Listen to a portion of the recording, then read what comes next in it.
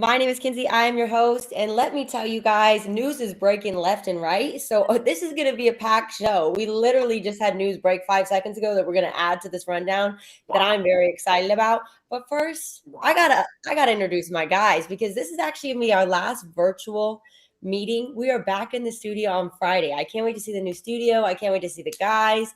But let's introduce him. One of the most prolific figures in the history of sports media, the man who's never lost a debate. Skip Bayless. There goes. Yep.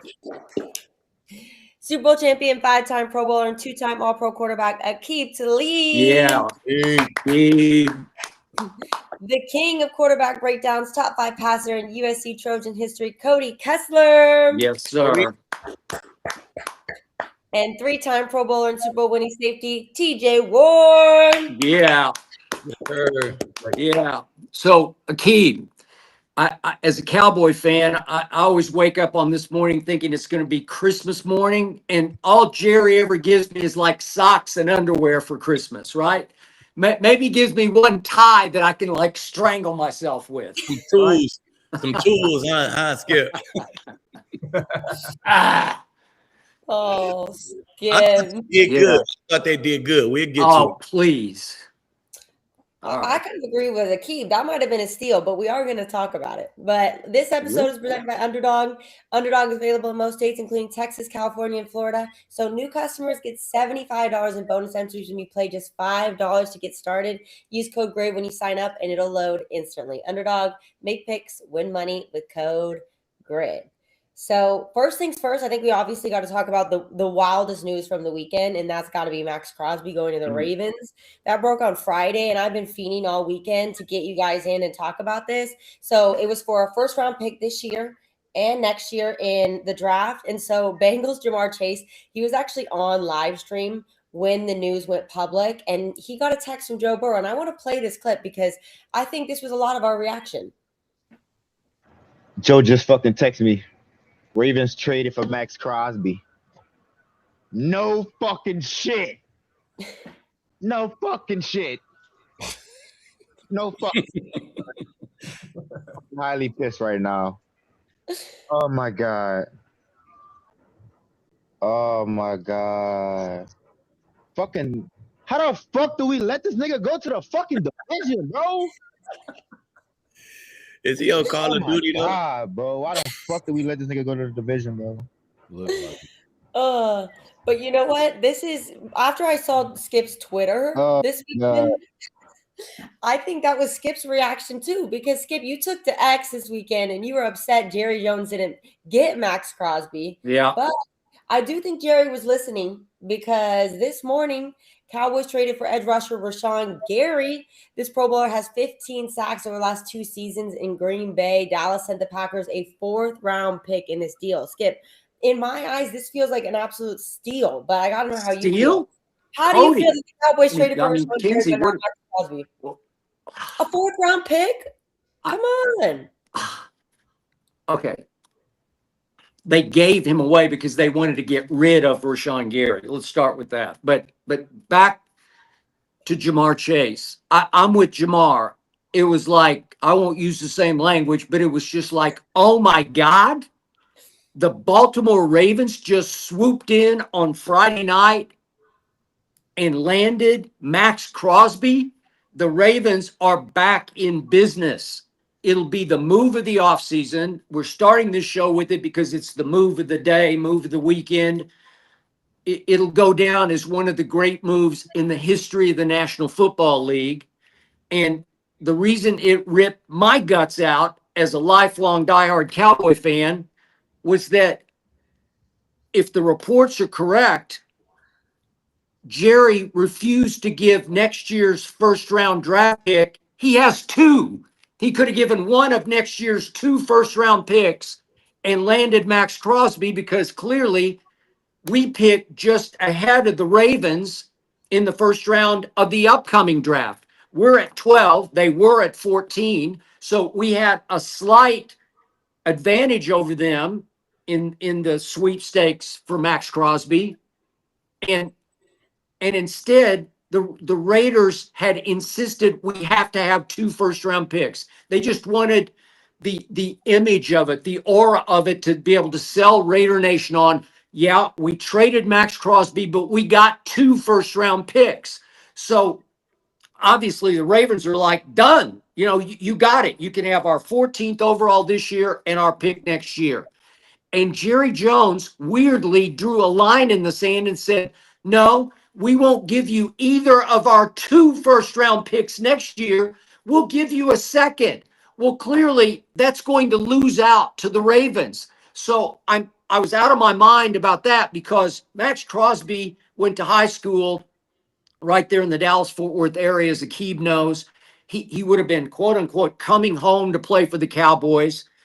Again, I said on Friday, I think that Trey Hendrickson's a slightly better pass rusher, but he's not a better football player than Maxx Crosby all around, not a better leader, not a better high intangibles guy. This would have put Dallas back in business, and instead we send a 4th-round pick for a Rashawn Gary, who I did not like. You can go back and look it up. I didn't like him before he got drafted out of Michigan, because I didn't like him at Michigan.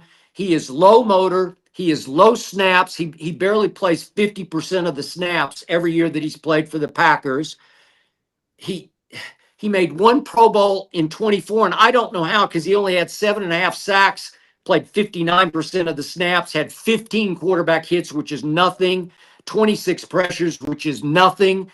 They wanted to get rid of him, and he only cost a 4th-round pick. So I went from Maxx Crosby to Rashawn Gary. I went to a guy who had 7.5 sacks the first 7 games last year once Micah joined them.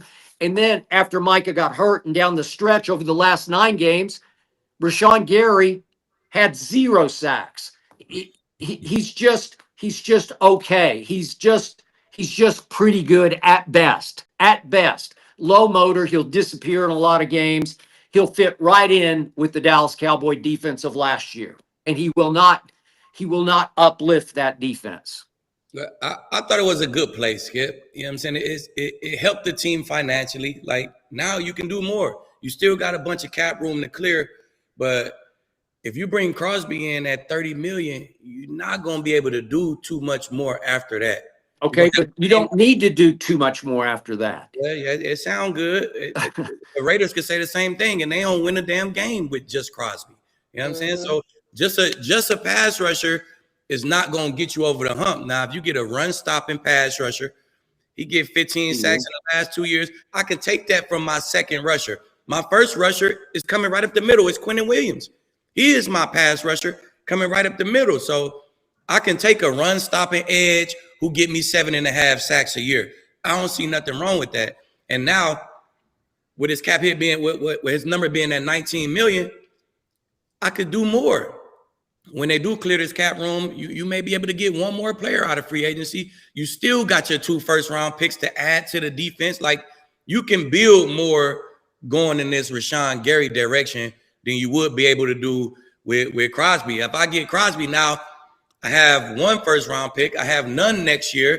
I can't do nothing else in free agency. Like, I'm hit. I'm taking Crosby, and that's it. Now you're going to see, watch, they're going to add 3 to 4 starters on their defense now instead of adding 1. So I thought it was a good move by Jerry. I'm with it, man. I think it's a good start. It's not the start, but it's the good start to free agency for the Cowboys. Okay, so you like Rashawn Gary? I like Rashawn Gary, man. He played a run good. You say he only played 50% of the snaps. That 50% is on first and second down. Shit, he going to give me first and second down. Sometimes he's off on third down. So I need a guy who could come in. I could believe in him. I could trust him to stop the run.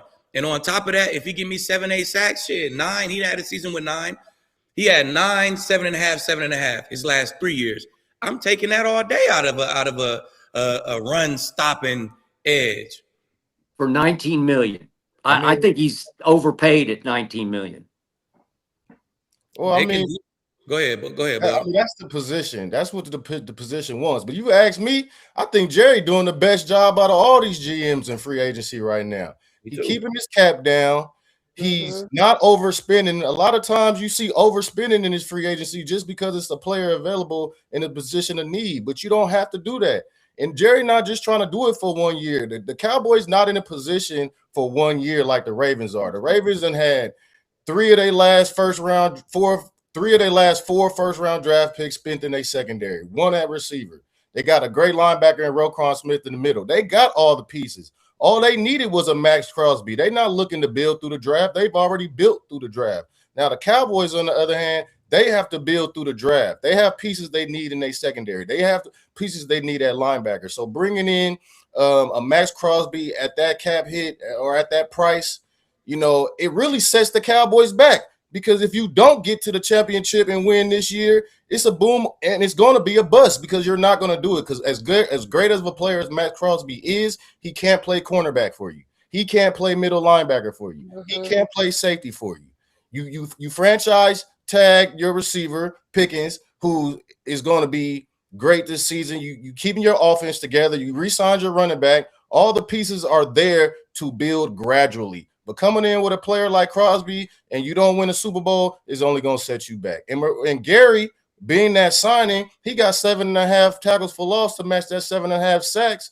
That's playing ball behind the line of scrimmage, especially on first or second down when you're trying to get into them pass rush situations and make teams throw the ball. So I think it was very strategic. I think it was a very smart play.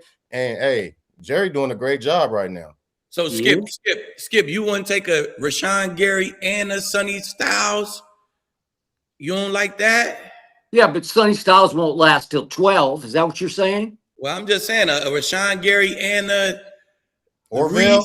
I mean, it's pass rushers out there that you can get at 12 and be solid with it.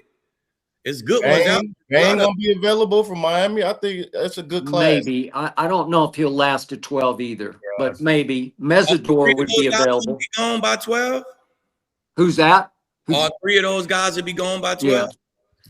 Boy, it's close. It's real close. But Sonny Styles was so good at the combine. There's no way he's going to last to 12.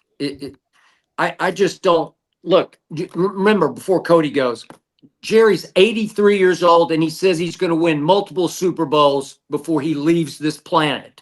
And I'm like, well, you better get going. You better get busy, right? I don't know. I don't want to build slowly. We were 7-9-1 last year. Maxx Crosby changes he levels the playing field in the NFC East. I don't know. Pressure don't do that for you though, Skip. Not if you don't have a position. Automatic Super Bowl. Like they closers, man. They got to go to a cranked up defense, and then that'll crank them up even more to let them close games. But if you're trying to build a whole defense, I would rather have a top 12 pick edge and a Rashawn Gary, and I can add a linebacker and maybe even add a safety, a linebacker and a safety in this free agency. I look at it like that. I could build more. But what does it tell you that Green Bay took a 4th-round pick for Rashawn Gary? That's all they could get. Just rebuild it. What does it tell you that the Bucks took a 5th-round pick for me? Does that mean I'm trash? I mean, I'm sorry. Somebody thought you were at that point. Yeah. No way, they was fucking wrong. Yeah. Fucking wrong. All I did was go to AFC chip after NFC chip after Super Bowl after Super Bowl, so they could think what they want. Rashawn Gary might be the same way. Hey, he is. Trust me on this. He is always underachieved since high school. His last year in high school, he became the #1 pick in the nation. Michigan wanted him so badly, they hired his high school coach to coach him at Michigan. And they landed him, and he always disappointed for 3 years. He underachieved. That's who he is. At Michigan, if you ask me, I thought. No, I know.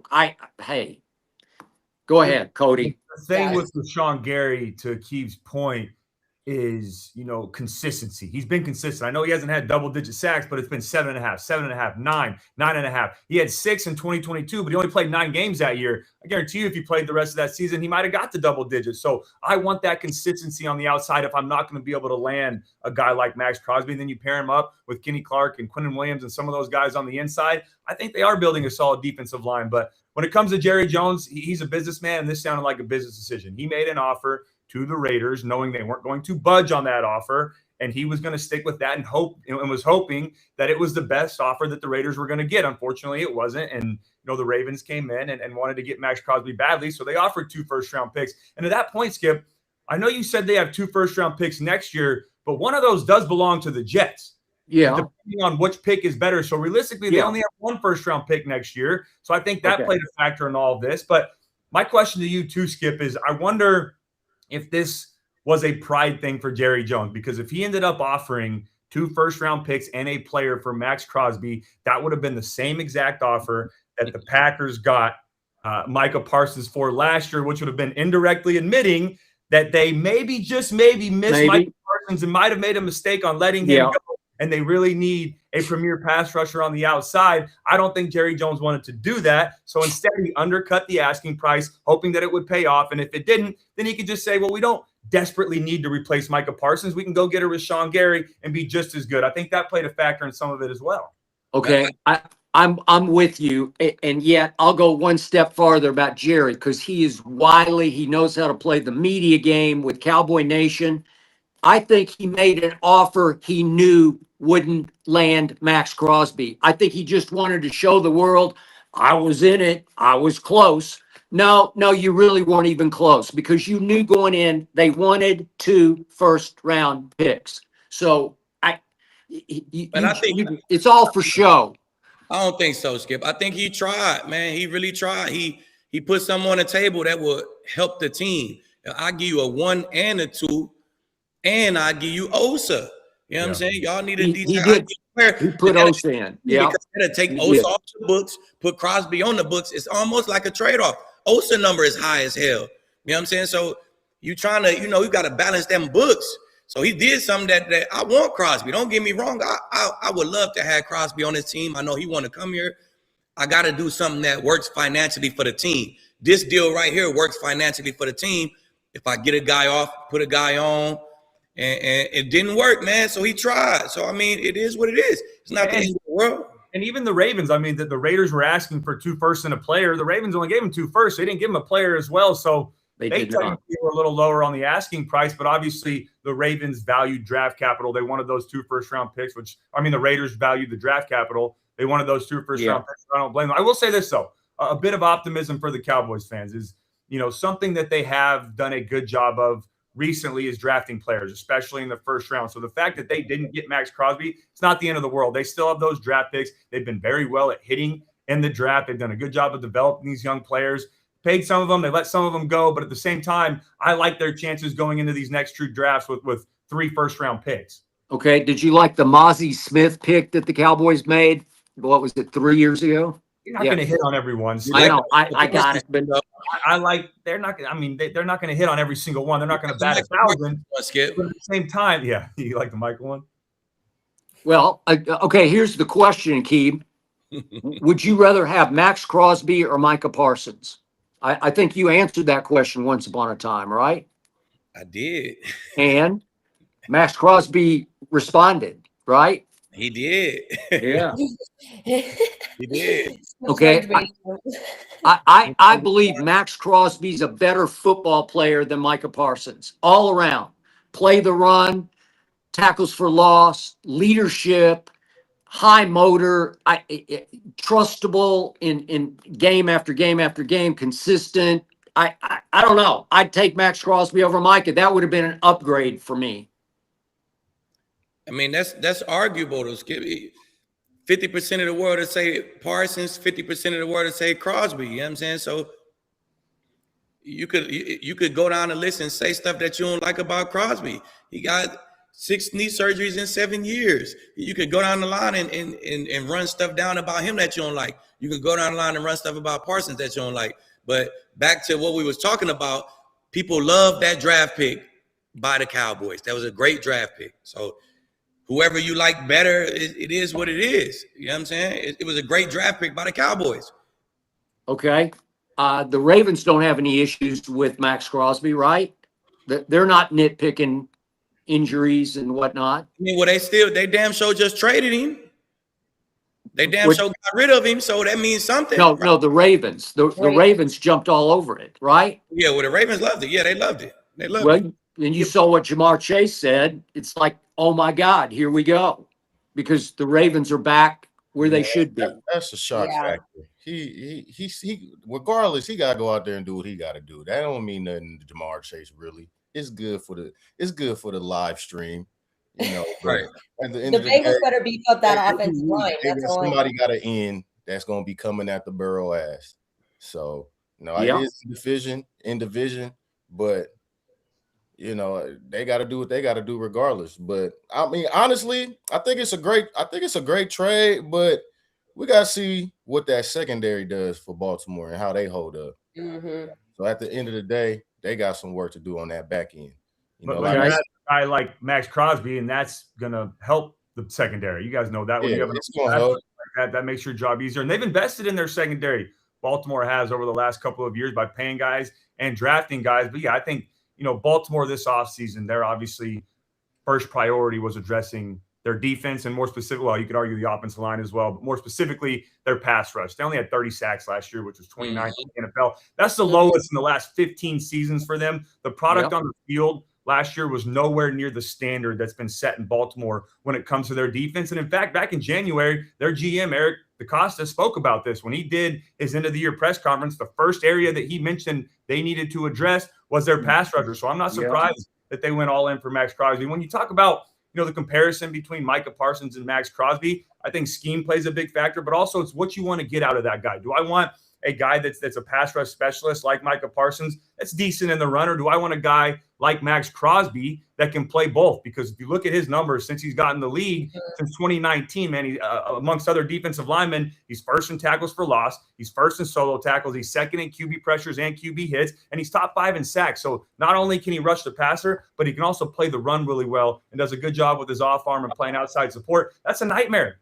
for an offensive coordinator to have to stop a guy in pass protection, but also have to run away from him in the run game. So I think Maxx Crosby immediately makes that defense better. They desperately needed him. Well, we got a lot of breaking news today, so I'm going to move on because I got to break this one real quick because the Niners are signing Mike Evans for a 3-year deal. Aqib, we talked before the show that it would be a 1 year because this man is 32 years old.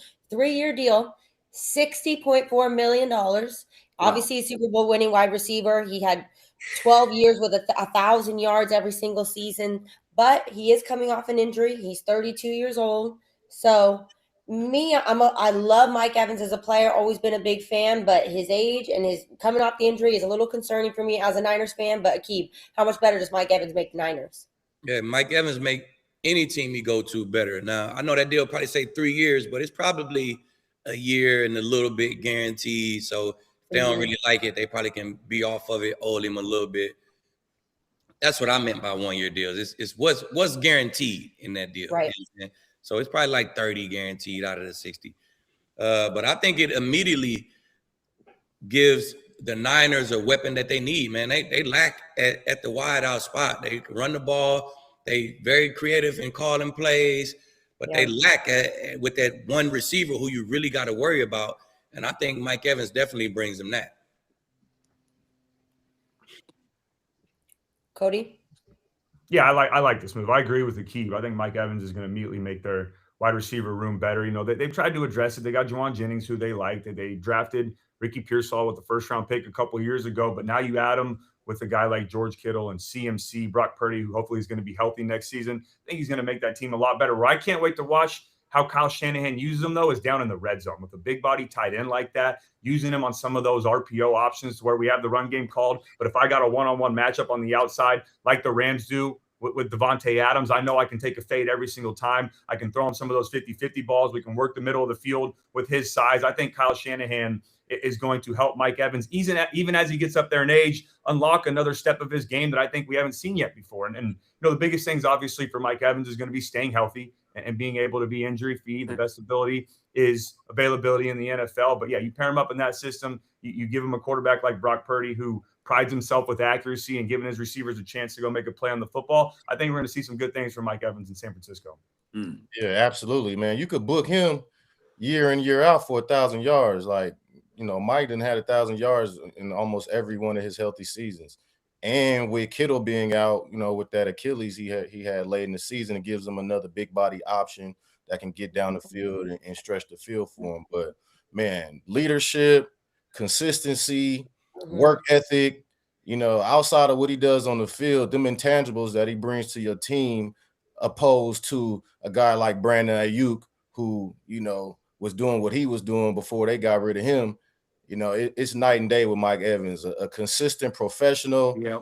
One of those guys you just want in your locker room. You want to lead in a young group of receivers. You know, they got a bunch of guys in there that aren't really have made a great name for themselves, but they working, like Juwan Jennings and a couple other guys. So, you know, imagine him with CMC, Purdy, and like you said, the creativity. I'm eager to see what Shanahan does with him as well. It's going to be a completely different offense than what he's been used to playing in Tampa, where they kind of just spread him out and let him go, run the goals and digs and comebacks. But this is a huge win for the Niners. Huge. Yeah. Huge.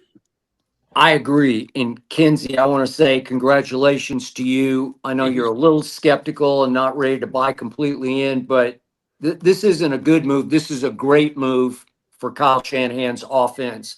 It's also, let me say, a sad day in Tampa Bay because I really thought they would figure out how to keep Mike there to finish his career in Tampa because he was a Buccaneer start to finish, I thought.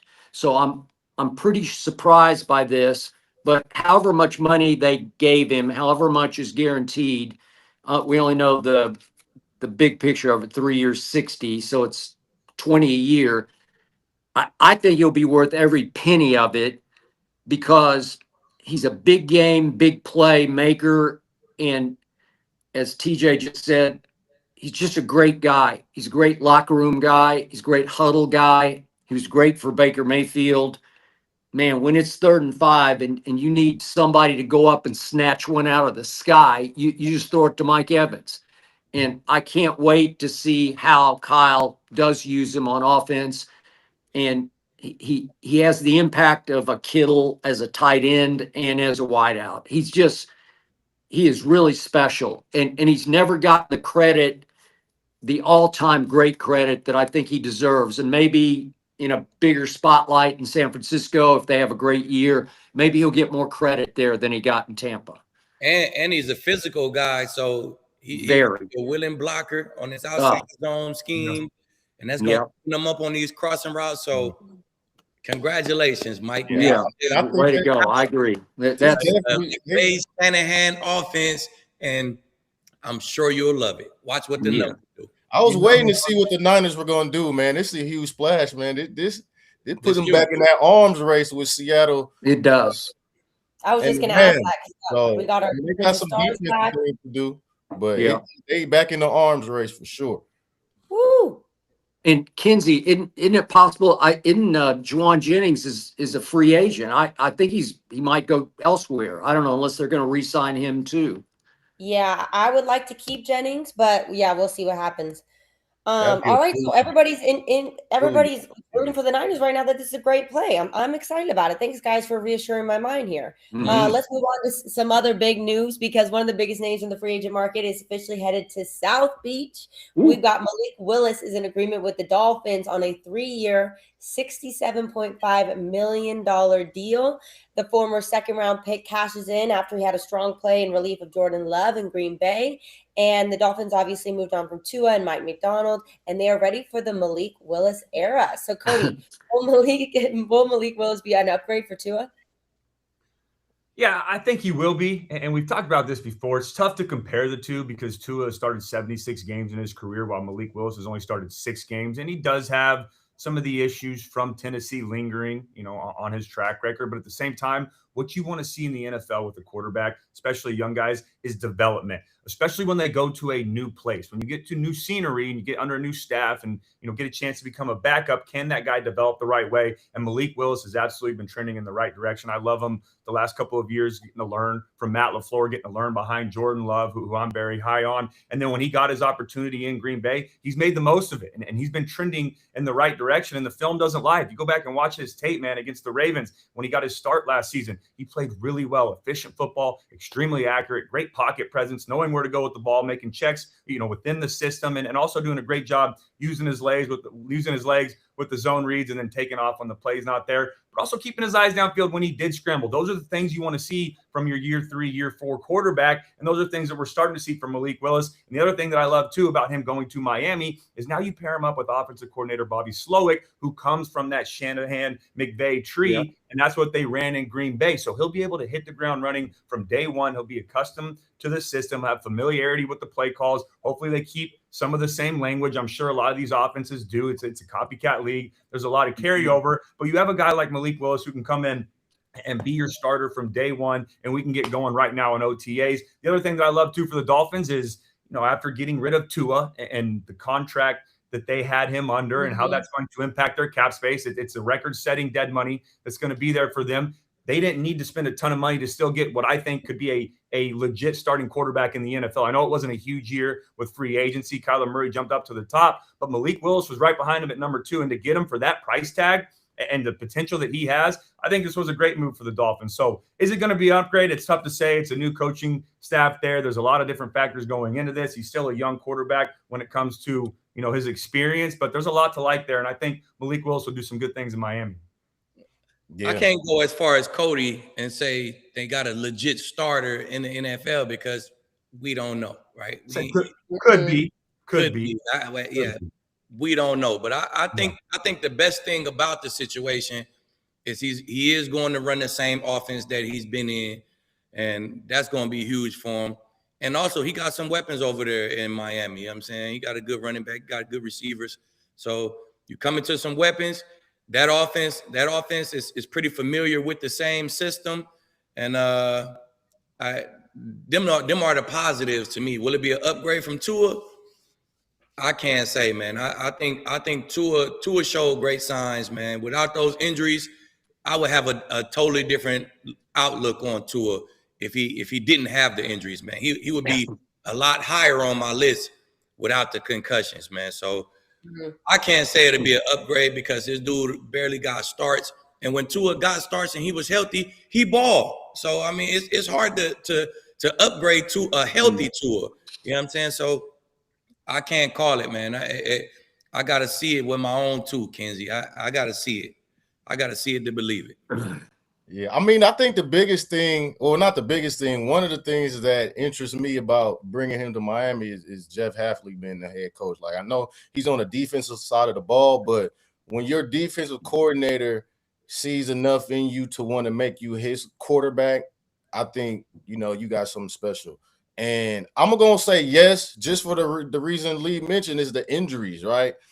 I have the freedom to run an offense without having to be concerned about my quarterback taking a hit and being done for the rest of the season. Like, that's probably the biggest point for me, is just the relief of being able to run a consistent offense with a quarterback that's going to be efficient. He's going to take care of the football. We talk about the turnovers and how they, reflect winning. If you turn the ball over, it's hard to win ball games, point blank period. And I know his sample size is a little bit smaller, but he protects the football. He had, in his 50 plus games, he had the highest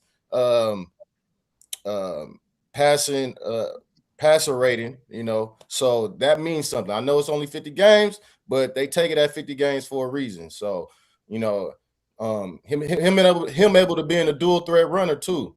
So not only do you have the threat of pass, you have the threat of run. So I don't want a running quarterback, but I think Malik Willis is a quarterback who can run and not a running quarterback. So that's why I'm going to say yes, man. That freedom to run my offense the way I want to run it and don't have to be concerned about one hit taking my quarterback down. You know why Jeff Hafley won them, though, because you know who's down there carving up that defense is the scout team quarterback. Yeah. That's your backup quarterback. So he got to watch a lot of that this past season.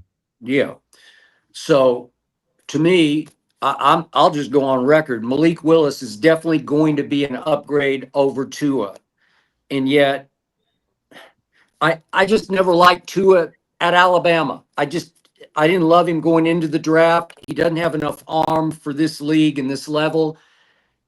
He's immobile, and he's injury-prone and gun-shy, and he had 5 different little and sometimes big surgeries when he was at Alabama. And you come into this league hurt and you just stay hurt. And then the concussions that he had at Alabama just mounted. I just never loved him. So it's not a close call for me because of Jeff Hafley. Jeff Hafley, Aqib, you played for him in Tampa, right? You had him early as your DB coach? Yep. Yeah.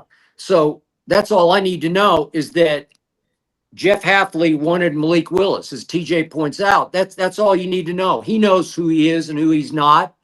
And I know it's a small sample size, but every time he stepped on the field in Green Bay, as opposed to Tennessee, it was always not just good, it was really good, like crazy good. And again, he played in 11 different games with 3 starts. He completed almost 80% of his passes as a Packer. Almost threw for 1,000 total yards as a Packer. 6 touchdowns to no interceptions as a Packer. 3 rushing touchdowns as a Packer.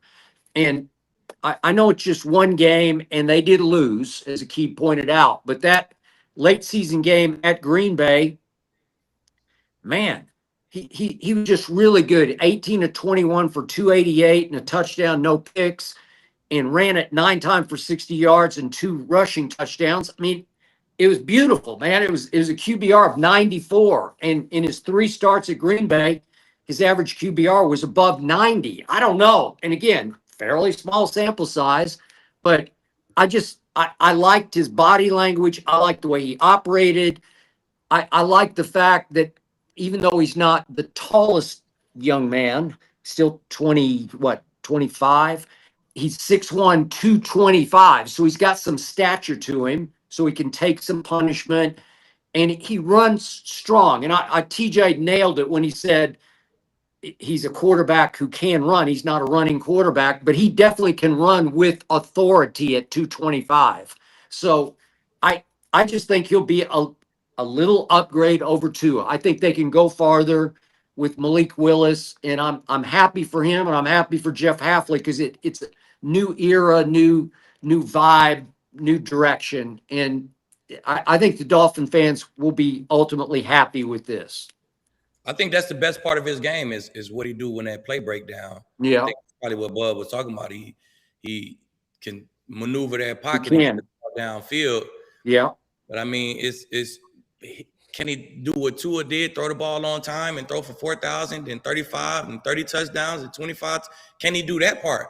That's what I want my quarterback to do. Would you not say that, Cody? You want your quarterback, when you're picking a quarterback, are you going to pick the guy who can do something when the play break down because he's holding the damn ball? Or are you going to pick somebody who get the ball out on time and run the offense? Yeah, I'd rather a guy be able to play on schedule, but there's enough evidence on film, and I know it's a small sample size, but if you watch Malik Willis from last year, man, he threw a dime on a 2-high beater on a bender route against the Ravens. He threw a dime to Dobbs down the sideline because he knew where to go with the football on a switch release. I'm telling you, but 2 games. We're talking about 2 games. Like, it's not hard to come in and be, oh, you're starting, and now, okay, well, shit. You that's come in. more impressive to me. That's pressureless football. This is the National Football League. We've seen numerous quarterbacks play pressureless football, and then when they actually get a price tag now they own the cap, and you make $20+ million, and you're the guy starting in April. You know what I'm saying? They get a little tight. I mean, I don't even – the guy that throwing all that in 4,000 yards, that's not usually the guy that's in the NFC and AFC championship. We look at the Broncos. We look at the Patriots. We look at the Seahawks this year. You know, the Rams, you know, with Matt Stafford, that's a little bit different. But give me somebody like Bo Nix, Drake May, make plays with their legs and find the guys late in the passing game. Like, that's kind of what the league is – half of the league is built like, right? You got them running quarterbacks that can run, can get out of trouble with their legs. Not the best passers. They're not the most, accurate or maybe efficient, make big plays when needed, control the game with their legs, give me a good defense behind them and a great offensive line. They got H in that running back who's smaller, but he's one of the best running backs in the league, yards per carry and explosive plays. So, I think they got some good brewing over there. They probably going to take a little bit of, that defensive mentality that Green Bay had, obviously, with Halfley coming over there and build something stronger than what they got in Miami right now. But that's the mode I think where Green Bay is going for. They don't need the 4,000, 5,000 yard passer. But my point to that, though, Aqib, is the key word is progress. What he struggled with when he was with Tennessee, and I know they had a bad roster around him, but he held the ball too long and he took a ton of sacks. Now you get him to Green Bay. He developed.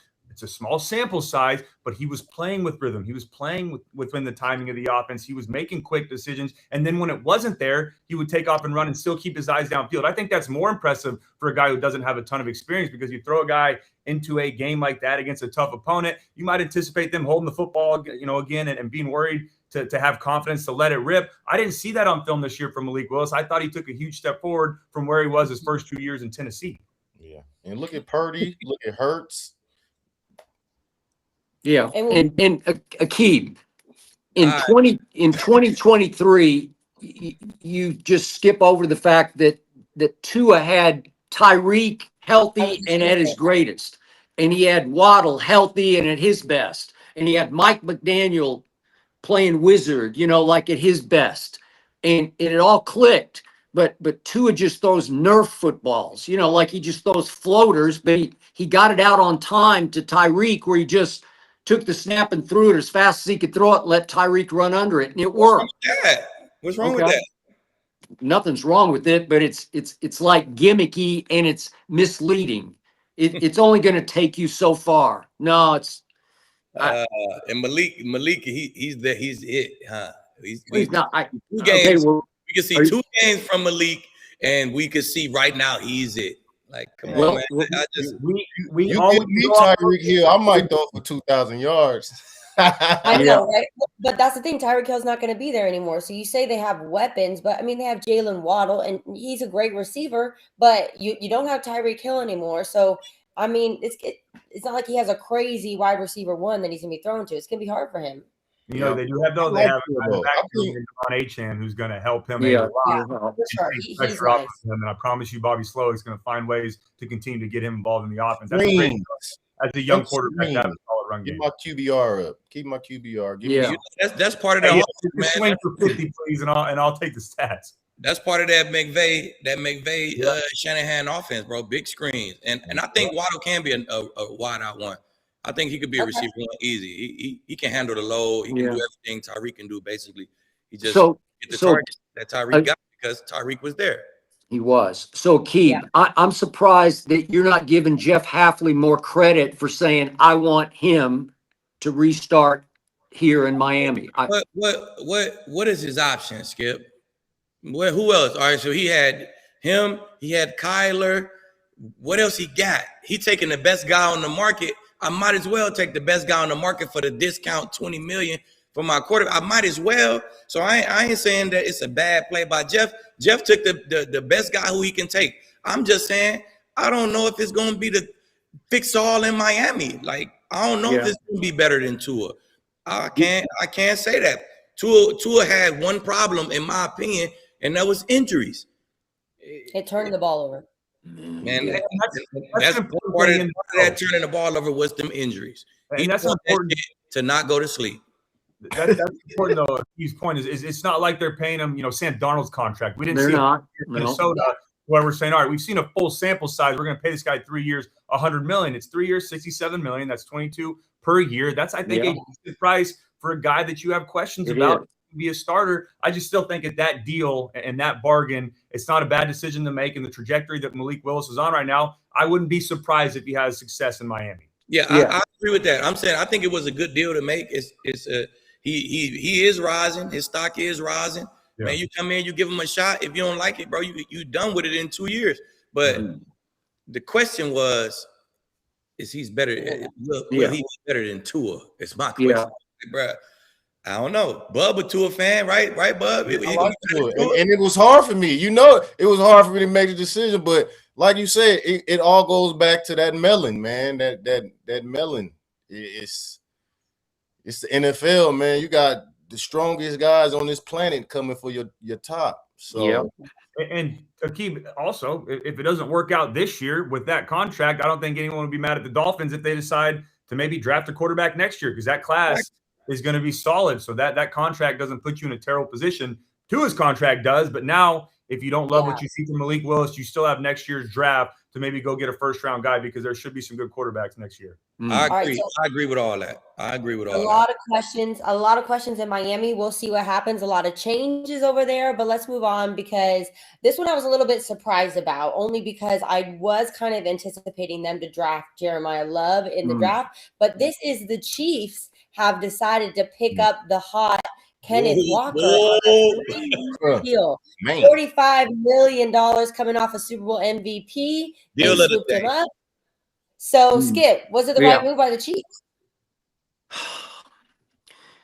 Look, on Jeremiah Love, I assume they were just sitting at number 9 on Jeremiah Love until the combine. And in about just barely over 4 seconds, all that changed because he ran highly impressively in the 40 and just lit up the combine to the point that there is no way he's going to last to number 9.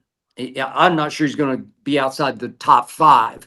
So obviously they went to plan B for Kenneth Walker. And I've said this before and I'm going to say it again. I didn't love him until the end of the year. And then I don't know what fire got lit underneath him, but he caught fire at the end of the year because in the opening game, I don't know if Kinsey remembers this, but San Francisco beat them in the opener. It was 17-13, and Kenneth Walker went 10 carries for 20 yards and caught 3 balls for 4 yards. Then he bounced back. Fantasy. Yeah. Oh, there you go. And then he all season. Well, he did bounce back at Pittsburgh for what it's worth, but everybody ran on Pittsburgh the next week, and he went 13 for 105. And yet that was the only time he topped 100 yards. There was one other time in that Rams game on that Thursday night, December 18th, that he went 11 times for 100 yards. That was in overtime. He caught 3 balls for 64. But then he started in that last regular season game against the 49ers. He started it to get his feet underneath him, and he went 16 times for 97 yards, caught 4 balls for 36. And then in the playoff games, he started going crazy. 19 for 116 against your Niners and caught 3 for 29. And then against the Rams in the NFC Championship game, he ran for 62, but he caught 4 for 49. He can catch it and get loose with it. And then against New England, he made a lot of money for himself because he went 27 carries for 135 and just dominated and caught 4 balls for 26 more. So what I like about him is he does not turn the ball over. He went the whole year. Only 1 ball was on the ground, and he recovered that one. So he had no fumbles lost, and he can catch it. And he's shifty and hard to get a hold of. He's got a little bit of Emmett in him. He's built like Emmett at 5'9", goes 211. So, again, they're hoping that the fire that he caught at the end of the year will continue into the first of the year in Kansas City. And I'm not sure about that because his history would tell you he's just pretty good. In the last 4 games of the year, he was great. And that's why they jumped on it. But I'm pretty sure he was their plan B because there's no way Jeremiah Love will be there at number 9. I think this was the play of the day, man. It's the play of the day. The Chiefs get their back. You know what I'm saying? They got Eric Bieniemy back there. He got a little bit of that Chicago Bears sauce to that run game. I think those 3 things together is going to crank up that run game. And the other thing that's going to crank up that run game is going to be this offensive tackle that they draft with this number 9 pick. You know what I'm saying? They're going to go get the best tackle available. He's going to come in, be a day 1 starter, a nice athletic guy who can run these outside zones. Man, I think that the Chiefs are doing what they do, man. They building through the draft. They get a guy in free agency, man, who's going to be immediate impact. He showed what he can do when he's the guy. He split time. You want to split time with him and Charbonnet. You believe in both of them. That was a decision made by the organization. When one of them went down and you had to lean on him, he showed what he can do. He showed what he could do in the past, too, man. You see him, he got 1,000-yard seasons, touchdowns in the past. He easily could be the guy, but he showed what he can do in big games, man. I think the Chiefs love what they saw, and in my opinion, Skip, it don't get no better than this, man. That's from a need perspective, and the guy who you got for that need, easily the play of the day for me. So you're saying the Chiefs are now better than the Broncos? Nah, they shaking back though. I mean, They that's definitely shaking back though, man. The Chiefs are always gonna be our number one op out there. You know what I'm saying? We got to get through them. They got to get through us. It's always gonna be that way. I don't care how the Chargers look. They the little bros, man. It's gonna be the Chiefs and the Broncos, and the Chiefs made a play today that put them right back where they need to be. Yeah, this is a move that hurts us as Broncos for sure. But not only it hurts the rest of the league. You know, now the Chiefs are plus 800 odds of winning the AFC. They right there with the Bills and above the Broncos and the Patriots, who was just in the AFC Championship game. Immediately, one player. But all that you mentioned, Skip, about his production tells me one thing. He was splitting carries with Charbonnet. He was. These running backs, you mentioned Emmitt Smith. Back in the day, your running backs got 30 carries. They got time to get going. You know, they got time to warm up throughout the game, fill out the defense. These days, these backs are splitting carries, so they don't get the feel of the game like they used to. Once towards the latter end of the season, when he was the main one, he started to get the feel of the game. He started being a threat in the passing game as well, being able to fake blocks, slip out for screens. Now you involved in the whole game. Your production goes up. You feel the defense. You feel the moment. You feel everything. And he just showed towards the end of this season, not only can I hold the weight of an entire offense on my shoulders, but I do the best in the biggest games. And you know the Chiefs stay in the biggest games. So they need a back like him. You keep your draft picks open, like Lee said, you get a tackle, you got 2 first rounds and 2 third-round picks. You could use those third rounds to go up if you want to get a receiver or another offensive lineman. Like, you got freedom in that draft now.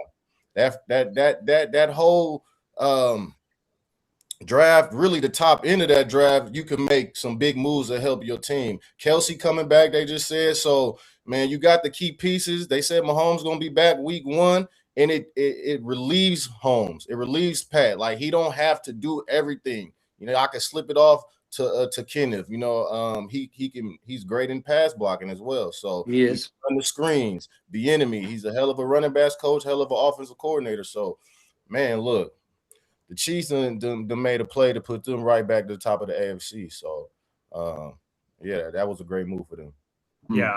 I agree with both Aqib and TJ. And you know what else that tells me? It tells me that Kenneth Walker, who had 1,000 yards in the regular season, can both excel as a 1-2 combo with another back, but he also can excel when all the pressure's on his shoulders and you need him to be an every down back. I think versatility at the running back position in today's era of football and the way that these offenses are ran are extremely important. Another thing that tells me, Skip, is that even though you say, you know, he was average throughout the year, still had 1,000 yards as a rusher, but when the playoffs came around, he turned it up. And TJ said that they're always in the playoffs, so they need a guy that they know can perform on the big stage. But I've been saying this really all season long, that even with the success the Chiefs have had in recent years, they still needed to address that running back position. They were 25th this season. They were 22nd in rushing last season, 19th the year before, 20th the year before that. They went to the Super Bowl, won a couple Super Bowls, but you can't rely on that year in to year out. And now you have Patrick Mahomes, who's getting up there a little bit in age. And last year, he had 4 games where he was their leading rusher. That can't happen for your 10th-year quarterback. You need him to protect himself. You got to have more production out of the backfield. Isaiah Pacheco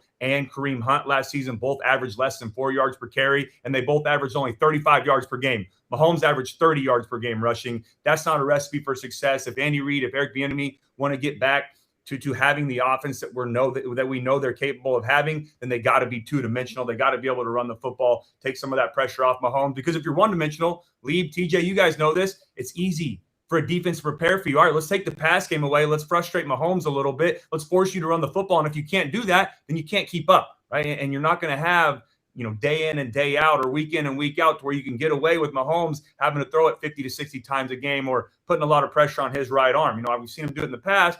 That's not longevity, and that's not a success or a recipe for success. So love this move. I'm with Aqib. I think Kenneth Walker is going to be a great fit in Kansas City, and this could be the play of the day, maybe even the play of free agency. Hey, before you go real quick, Skip, Seattle, they used to bring in Charbonnet like in the red zone a lot too. Like they did. Yo, morale as a running back, like I want touchdowns. That's gonna crank me up and have me ready to go. So I didn't really like how they used to do that, man. They used to bring in Charbonnet, let him score a lot of touchdowns. He was on my fantasy, and I like the fact that's why I picked him on my fantasy, because he scored a touchdown every damn week. You know what I'm saying? So that's another key part to when he finally became the man, you could see that extra bounce, that extra juice, because now he get to score the buckets, man. That's what all running backs want. They want to score the buckets, man. He'll definitely get to do that in KC. I am excited to see him like in a full season with getting majority of the snaps, because I'm going to disagree just a little bit, because I saw 4 full games. I had him on my fantasy. I was watching Kenneth Walker closely all season. I wasn't impressed. I gotta say, playing devil's advocate, the 4 games that he played, 2 of which were versus the Niners, we were decimated on defense. I think a lot of backs could have ran more than 100 yards on that defense at that time. So I think it's a little skewed. Obviously, he went off in the Super Bowl. I got to give him credit for that. But I don't know if I'm 100% sold on how incredible Kenneth Walker is. I think he's a great back. For the Rams too, Kinsey.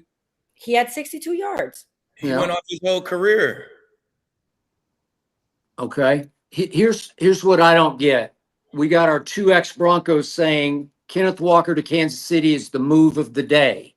But what if somehow they had been able to draft Jeremiah Love at 9? What would you say about that?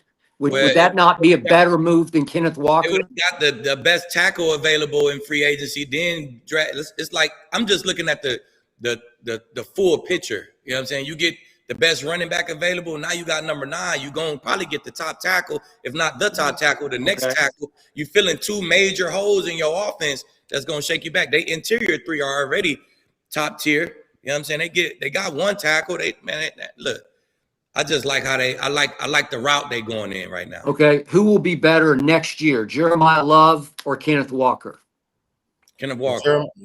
Kenneth Walker. If Jeremiah was somebody who ain't got no offensive line. But and to that point, Skip, it's you said it yourself. They don't even know if they're going to get Jeremiah Love at 9. So but I'm just saying that's what it boils down to. Is it sounded like it was going to be Jeremiah Love, and all of a sudden he knocked everybody's socks off at the combine, and so you anticipate he won't be there at 9. But I'm just saying that you're saying Kenneth Walker, who clearly was their plan B, is going to be the move of the day in the National Football. How was he their plan B though? I don't understand how he was their plan B. When they was an hour into free agency, they got their guy. So that looked like that's more like a plan A. Love looked like he may have been a plan B. If we don't get this guy or this guy, now we could try to get a tackle and we can get Love. That seemed like that's the plan B in my Okay, opinion. how much more scared would you have been if they had gotten Jeremiah Love? Walker is proof in the pudding. He a Super Bowl MVP. If Jeremiah Love didn't kill that combine the way he did, he may not even be a top 10 pick. You're right. That is correct. He running 4.39 over there. And I don't know about that though. A lot of people had Jeremiah Love as the number 1 prospect in this draft, regardless of what happened at the combine. I think a team in the top might have the Titans at 4. I think, but you know how that combine go. If he come in and he don't run if he run 4.5, now where you got him? Yeah. So watch the game. He ran 4.49. I'm going to call him and hurdle one of our defenders 5 yards in the air, land it, and keep running. That kid. Yeah, no, it's gold for sure. He can do it all. Either way, I'm still going to take the guy who had the production in the league and the biggest stage in the league. Yeah. I'm still going to take that guy before I take a college guy. So I'm still going Kenneth Walker, and I think he had a better year. Okay, but here's Kinsey's point that I'm going to echo. For 2/3 of the year, all I kept hearing about Seattle is they can't run the ball. And they did do the joint backs, the duo. But you love, Aqib, you love Mike McDonald, thinks he's young, upcoming genius coach. And he was doing that. He was splitting carries with Charbonnet and Kenneth Walker for a reason, because he thought Charbonnet could bring things that Kenneth Walker couldn't bring. And in the red zone, that he could get it in the end zone better than Kenneth Walker could. So I'm just saying that went for really about 3/4 of the year until he finally took off. And they took off. Seattle took off. The defense took off. Everything gelled. Sam Darnold took off. Everything clicked. And around Kenneth Walker, it was all clicking. The offensive line was clicking. And I'm just not sure he's a great addition to Kansas City. I'm just not sure that you won't have some games next year where you'll be saying, well, he's just okay. He's just. I think he coming in. He damn near he played 4 seasons. 1 year he got 900. Okay, that's 1,000 yards in 3 out of his 4 seasons. You know what I'm saying? So It's his running style that you can't coach. You know what I'm saying? Yeah. It's his break No, tackle I got it. that you can't coach. That's the part. He got that body, man, at 5'10", 215. Them the most explosive guys in the league. You look at all the guys who 5'10", 215, bro. Them the Debos and the McCaffreys and the Kenneth Walkers. That's that body. Them guys are put the ball in their hands. You let them go. I got it. Yeah. And they home run threats. They the home run threats, bro. So That you build. give the ball, you give him a dump down, like you said, Kinsey. You said he only had 64 yards rushing, but he had 164 yards total. That's 200 yards of offense. Yeah, and to Lee's point, sometimes, you know, there's running backs that need a great offensive line to be productive. There's running backs that can be productive even when there's a guy in the hole, and we've seen Kenneth Walker do that. So with the struggles the Chiefs had last year with their offensive line and the injuries, if that happens next year, I would still feel confident as Andy Reid or Bieniemy, knowing I can give the ball to Walker if there's an unblocked defender, if there's a force safety down inside the box. I know that he can make a guy miss and still turn a negative gain into the running back position. That's where Walker excels. Let's talk about momentum. We're going to see what happens with Kansas City and Kenneth Walker, but I want to stick on the Kansas City topic because it's looking like all signs are pointing to Travis Kelce is headed back to the Chiefs. So there's been talk for a while now about him retiring. So Aqib, is this a good move or a bad for the Chiefs to bring back Travis Kelce? I think it's a good move, man, because as long as he's on that roster, defense is going to have to prepare for him. You got to worry about him on third down. You got to worry about him in the red zone. So you add a nice run game, and he's a willing blocker, so he could play on first and second down. He could get in there 12 personnel and block. You add a good running game with Kelce. Now you're gonna see him running through zones and getting open in man coverage because a guy think he got a crack replace, and then he's running free. So I think it's a great move by them to bring Kelce back, man. This is probably gonna be his last year. You might as well. Why not, man? He still was productive last year. Man, he'll still be productive with a better run game. He'll be even more productive this year, man. So I love to play. I love to move by him, man. Why not? If he want to play, like I said before, I'll be on his line trying to encourage him to play. As soon as he want to play, I'm signing him quick.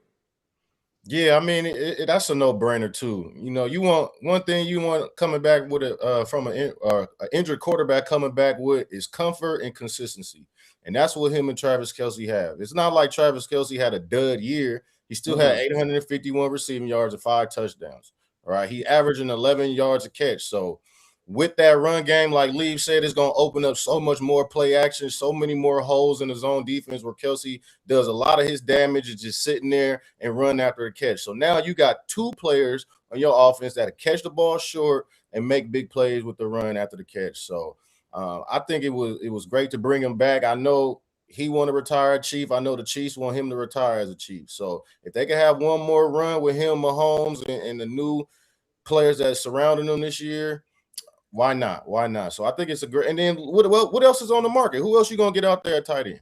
Like who else you got Kittle? He's hurt. You know, Andrews had a decent season. Laporta. These all guys that are gonna be sticking with their teams. You have McBride in Arizona. Like Kelce is still the top of that end of tight ends in this league, right? You got some young guys coming up, Kraft and old buddy from Chicago that are making plays. But at the end of the day, the proof is what you have done. And Kelce has year in and year out been the top end of the tight end position in this league. Yeah, I agree. I think this was a great move by the Chiefs. You know, you want guys on your roster that want to be there. And it was reported that Kelce was getting offers or better offers from other teams around the league, but he still wanted to stay in Kansas City. He's won multiple Super Bowl there, and he's been a staple for that offense. I know people talked about, you know, him having a down year statistically from what we're used to seeing, but he still led the team in receptions, yards, and touchdowns. He was also top 5 amongst tight ends in receiving yards, and he was 6th in receptions. So the productivity is still there, even when Mahomes got hurt at the end of the season. So, yeah, I think this was a really good move by them. You want to retain as much as you can on your roster to run it back one more time. You have Mahomes coming back from injury. He's going to have some comfortability with Travis Kelce being there. That's always been his safety blanket. So, yeah, I think it's a great move by them to sign him to one more year and see how it goes for another season. So, Kinsey, have they reported any money yet? Because I can't open up to find it. There's no money on Kelce. They were talking about paying him more this coming year than they paid him last year. And I don't think that'd be a good idea if they do that. That they were like down on their knees for him to come back. And I don't understand it because as Cody says, he led the team in all these receiving categories, and they went 6-11. So I don't get it. He's going to play at 37 next year. And to my eye, he's lost a half a step. I don't see him uncovering the way he used to. And with Mahomes' numbers falling each of the last 3 years, and now he's not going to be as mobile as he used to be coming off his knee surgery. It's like you're reaching back into the past, and you keep reaching and reaching, and the past gets farther away and farther away, and you want to blast from the past that's no longer there. And it just seems like there's a lot of run it back. And I realized that once upon a time, the connection between Kelce and Mahomes was the greatest receiver quarterback connection I've ever seen. Just their chemistry, their wavelength, their Kelce's ability just to uncover, just to get open, and Patrick to go with him and find him, just playing backyard football. I've never seen anything like it. But he's 37 years old, and I just don't think it's going to be nearly as effective next year as it even was this past year when they went 6-11. And Aqib always says, just show me the record. Well, that's who they were. They were 6-11. I know Mahomes. They lost a bunch of one-score games that they easily won with one mistake at the end of the game. So, I mean, that's football. You live in the Super Bowl for 3-4 years, you might have a 6-11 year. What you do, how you bounce back from that. So, I don't know. I think that connection that you're talking about, I think it was still there last year. They still made plays last year. I watched them play. I watched them play the Broncos. He uncovered on Pat Surtain one time. Looked like he got juice to me. You know, it's 2026, Skip. 37 is really like being like 32 right now. You know what I'm saying? These guys play a little bit longer now. They got stem cell. Motherfuckers go out the country, get stem cell. They got all kind of cryotherapy, hyperbaric chambers. They do. They keep you young now. So these guys, they just could play a little bit longer if they want to nowadays. So it's not official, but looking like 15 million 1 year. 15. Well, I can't remember. I think he's 13 last year. I think they went up a little bit on that. Okay. So what I don't understand is the psychology of our two ex-Broncos raving about the Chiefs. On every move the Chiefs make, you guys just say, oh, that's a great move. That's the move of the day. And it's like, are you just trying to build them up so you can undercut them or what? I don't get what's the hidden agenda here. What is going on? It's called game recognized game, Skip. You gotta recognize when they putting in some good games. Yeah. Seeing how good of a season we had last year, they like, shit, we gotta get this shit right. Because we're gonna be the bottom end of this AFC for a long time if we don't curve these ways. But hey, you know, you gotta get recognition. Yeah. Skip, he was 34 million for 2 years, so it was 17 million a year. So it actually is a step down. Okay. All right. Okay. Skip, it's called just getting on the show and giving my honest opinion. You know I understand. What the team is, no bias. what the player is. I'm just gonna give my honest opinion. I feel like they filled the major gap with Kenneth Walker. Now it's gonna allow them to fill another gap with that top pick. And Kelce involved in that. Him and Rasheed working underneath is a great combo. One of them is slow and twitchy and knowledgeable, and one of them got the juice. He's super explosive. So I feel like them two working underneath, they got a guy who go up top. I just like what they putting together right now. So okay, and I remind you, they just lost both of their starting corners, who are both really, really good, and they're both Los Angeles Rams as we speak. They did. A lot of work to do on that defense. I said they had to bring in another corner in LA, but they did that. They did. Yeah. They got a really good one. So now they on Seattle A's. They're ready to be. They problem to beat Seattle, right, bud? Because that's the second corner that you was talking about, right? Yeah, it definitely puts them in a great position to do that for sure, Lee. Like you said, you got to bring in two dogs. Already have one and bring one in. They got two dogs now. Yeah. Well, majority of the guys are happy with Travis Kelce staying, but let's move on. Let's stick in division here because obviously the Raiders lost Maxx Crosby, but arguably the best available free agent is now off the market because the Raiders made Tyler Linderbaum the highest paid interior offensive lineman in NFL history. 3-year, $81 million deal. So they got some protection for likely number 1 pick Fernando Mendoza. And we know the Raiders, they've been needing that O-line. So will Linderbaum be worth that much money, TJ? Man, look, the Raiders need all the help at offensive line they can get. Whoever is the best guy out there, they need to be going to get him. So I think this is a good signing for the Raiders. And it's not always about who's the best player ever in these situations. This is about the next man up. And Linderbaum is the next man up. But he is a great center, right? You had the Ravens and Derrick Henry and second in rushing in the league.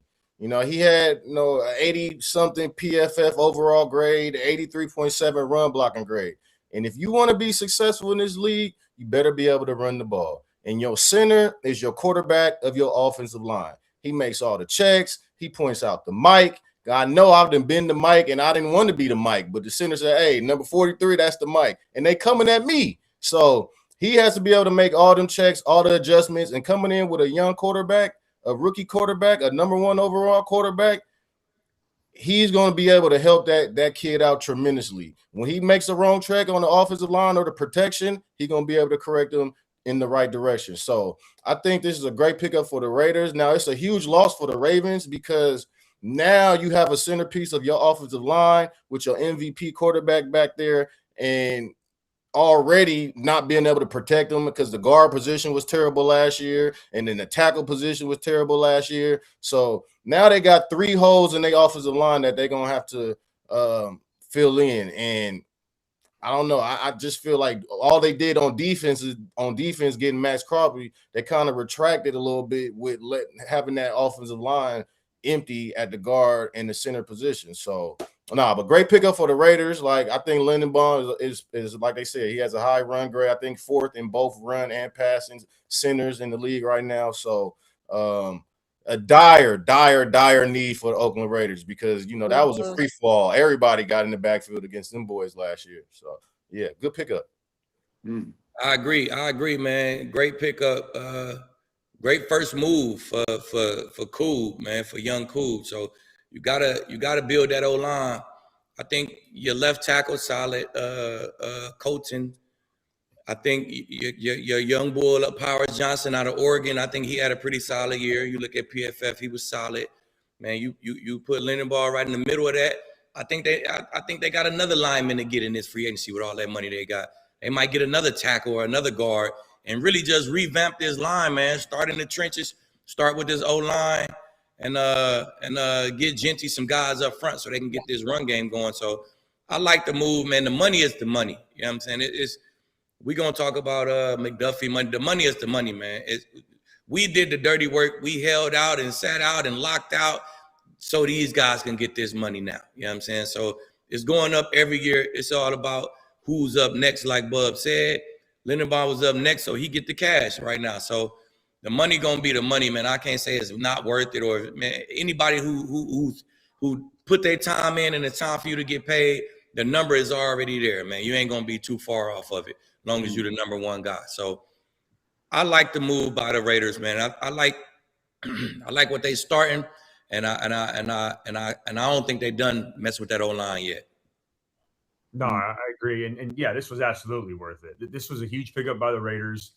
When you have put yourself in a position to have this much salary cap space, these are the type of moves that you need to make. You need to start with your offensive line. And I love what TJ said too. I think it's so important to bring in a great center because as a quarterback, I look at it through those lens. Yeah, he's the most important player on the field, but people argue left tackle, people argue receiver, running back. I think the center is the second most important player on the offense because he does make all of those calls. And when you're a young quarterback, if they do draft Fernando Mendoza with the 1st overall pick and you bring him in with a new scheme and a new head coach and play caller like Clint Kubiak, it is going to be a huge comfort for him to have a guy like Linderbaum up front who knows what it looks like in the NFL, who knows how to make all these calls, who's great in the classroom, but also great on the field. So I love this move. I think it really is a great pickup by them. I agree with Aqib, though. I think they're going to continue to keep making moves this offseason, build that offensive line, build that offense, get some pieces on defense, stack up these draft picks. But this was a great start for the Raiders getting him in there. Man, you guys really know your football because you all made correct points. For the first time ever, across the board, everybody scored on this one because Tyler Linderbaum will be worth every last penny that they are about to pay him. And I'm with Aqib on this. The money is just the money. It's just the way it is. You guys did the dirty work for this in a lot of ways. And it opened the floodgates, and the cap went up to over 300 million this year. So this is how you build a football team. You start with him on the offense, and obviously they're about to get their quarterback. And by the way, I also love their move. They signed Jalen Naylor today from the Vikings, who's really good to me. Every time I turned them on and watched him, he's just really underrated to me and really made things happen. They gave him 3 years, 35 million, so over 10 a year. That will pay off for the young quarterback. So you got a guy who has proven to everybody in the league that he is the guy at that position. So once upon a time, I wanted Dallas to draft him in 2022, and they were at 24, and he went 25th to the Ravens. But Dallas did. I know you guys made the point that Jerry has hit on a lot of draft picks. Well, they took Tyler Smith at 24 ahead of Linderbaum at 25. And I didn't know anything about Tyler Smith because he was at Tulsa. And then one of the assistant coaches at Tulsa texted me during the show I was on Undisputed the next day saying, you don't get it, man. This he's a stud. And Tyler Smith has been a stud. So would Dallas have been better off with Linderbaum? It would have been really a close call because Tyler Smith's been very good. Wow. So all the boys for once are agreeing. I mean, yeah, and I can't deny this is great. I want to see Ashton Genty thrive with an actually good offensive line. He had a great season, but I know what he can do when he's got a good O-line. So I'm excited for the Raiders. Hopefully this rebuild is going to be something for him. But let's move on. We got another big thing after big thing right now. The Colts did not waste any time locking up their priority free agent, and that was Alec Pierce. He is going to be signing a 4-year, $114 million deal. So that makes him the highest paid free agent wide receiver in NFL history. So, Cody, what does this mean for the Colts and Daniel Jones then? Yeah, I think Daniel Jones obviously loves this move. It gives him stability.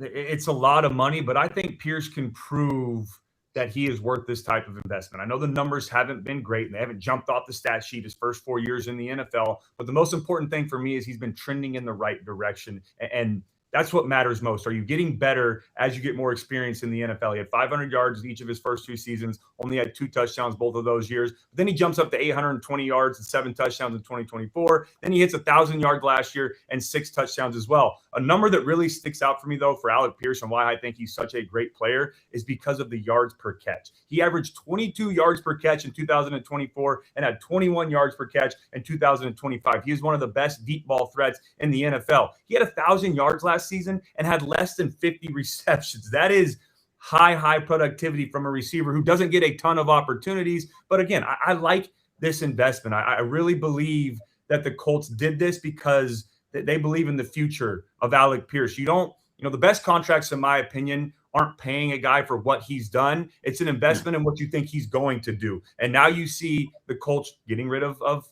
Pittman. They're getting rid of some of those guys, which makes Pierce their number one receiver now. He's probably going to get a lot more targets, which hopefully comes along with more productivity next season. So I think this is an investment in the future, and I think the Colts made the right decision by paying him. I know there's going to be arguments about a lot of money and is it worth it? It's not top 5 money, but it's still top 10 money, but you want to see what's going to happen from here. It's close. 29 million a year is a lot of money for a guy who's only played 4 seasons, had 1,000-yard season. But again, I think that the production and the progress that he made has played a big factor in this. And one more thing I think is important to add is he's still producing, even though he's played with a lot of different quarterbacks.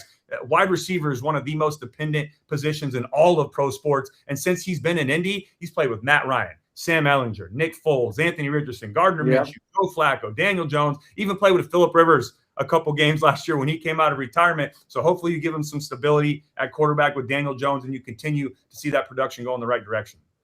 No, I like this move. This another situation where you see that, hey, the money is just going to be the money. You know what I'm saying? That's the number. If you one of the guys, you one of the top 3 guys available, you probably going to get the market number. So you got Alec Pierce, making $30 million a year. Like, that just don't even sound right. It's crazy. You know what I'm saying? It's just, that's a crazy number. But I mean, you look at the production, it's going up 825 yards, 2024, 7 touchdowns, then 1,000 yards, 6 touchdowns, and over 21 yards a catch. It's huge, man. You see this dude getting downfield, making plays downfield. That's what I like. I like him being a legit deep threat.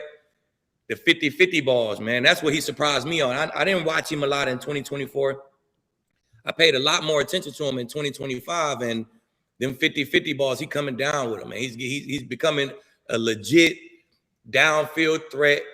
He's coming into his prime, you know what I'm saying? On year 5, he's coming into his prime. So like Cody said, they really paying him for what they think he's going to do in the future, man. They're expecting this guy to become one of the guys just from what he put on tape the last 2 years, man. Over 20 yards a catch is crazy for 2 years straight. That's crazy. So I like it, man. I like him staying with his team, staying in that same system, staying with Daniel Jones, man. That's a guy who trusts him. He know where to put the ball at, and I think it'll work out well for him.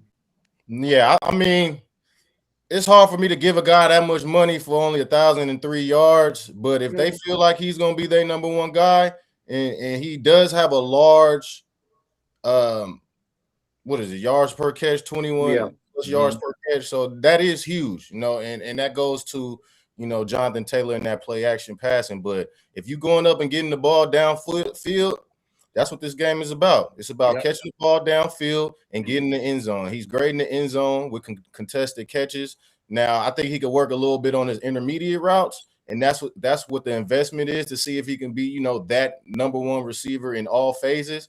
But, you know, if they trust the guy and they like what they got in-house, I'm pretty sure he's a great teammate, you know, a great leader at the position. And you got to count in the intangibles. Like always, we just talk about Mike Evans. That's going to allow you to make money for a long time, is doing things on the field and off the field the right way. But you know, I think it's a good move to keep their guy in-house. I talk about consistency and I talk about comfort. And those are two things that make teams great, especially the relationship between quarterback and receiver. So I think it's a great move by Indy to retain Pierce, because he was one of the top guys on the market. And if it wasn't that number, he was going to demand something very close to it. So it's not about if you're the best player, you are the best player available in this free agency. So, yeah, Indy did a great job of keeping that guy in-house. Okay, so I agree it was a great move for Daniel Jones, because reportedly he and Alec Pierce are very close. So I got that. But I look at the numbers, and I certainly get the yards per catch, and I certainly get that 36% of his catches last year went for 20-plus yards. But then I look at targets last year, and it's just hard to reconcile $30 million a year with the targets he got last year, because Tyler Warren, who I love, stud young tight end, he led the team in targets last year with 112. And then Michael Pittman, who just got traded to Pittsburgh, he was second at 111, just one back of Tyler Warren. Then Josh Downs was third on the team in targets last year with 88. So we have to go to fourth on the team in targets, Alec Pierce, at 84. So again, Tyler Warren had 112 targets. Alec Pierce had 84 targets last year. And it's just hard for me to fathom how did that translate into almost $30 million to keep him, because I use the eye test on Alec Pierce. Every time I watched them last year, he never leaped off my screen where I said, "Oh, that's the guy. He's the guy. He's a $30 million receiver." I just didn't see it. Then the game would be over and I'd say, "Oh yeah, he caught that ball." And then he caught that one. That was a big catch. And I get what it keeps saying, contested balls, jump balls. You know, he's 6'3", goes 211. So he's got some size to him. I get all that. It's just my eye test never told me that he was the guy. You know, you would think he would have been the guy in Indianapolis, and that they made a great move to keep the guy home. And he wasn't really the guy on targets at all. He was the fourth guy, and they just gave him $30 million a year for 4 years. I mean, that just show you, you know what I'm saying, why you want to, you want your kids to play this game, Skip. That's just the number. It is what it is. Pittman went and got another. He got his own. He did. Close to 25 or whatever. He got. But it wasn't close to Pittman's deal. That's what I'm saying. I mean, you mean it wasn't close to Alec Pierce's deal. I mean, to Pierce's deal. I'm sorry. Yeah. Pittman went and got like. He got 3 years, 59. Yeah, he got 20 million a year. But I mean, you know, he a little bit older. But it's like the corner from the Saints, Alante Taylor. He just went and got $20 million a year. Like Skip, he gave up 8 touchdowns last year. Okay. All right. You feel me? He got picks in his career. He got 4 interceptions and he gave up 20 touchdowns. And he gonna make $20 million a year. Okay. Like, it just goes to show you we did the dirty work, Skip. They got him. I understand. These numbers are deceiving now. The guys, the corners who are the guys, they getting 30+ million. So that's like back in our day, we getting 11. Y'all getting 5, we getting 11. Now they getting 30 and y'all getting 20. Okay, I got it. That's just what the sport is right now. So I understand. I honor that. I'm just saying, when you watched an Indianapolis game last year, did you ever turn off your TV or turn to another game thinking, man, Alec Pierce is the guy? Because I watched the Colts game and I turned the TV off thinking, hey, boy, Alex Pierce becoming a real deep threat in this league. That motherfucker going up top.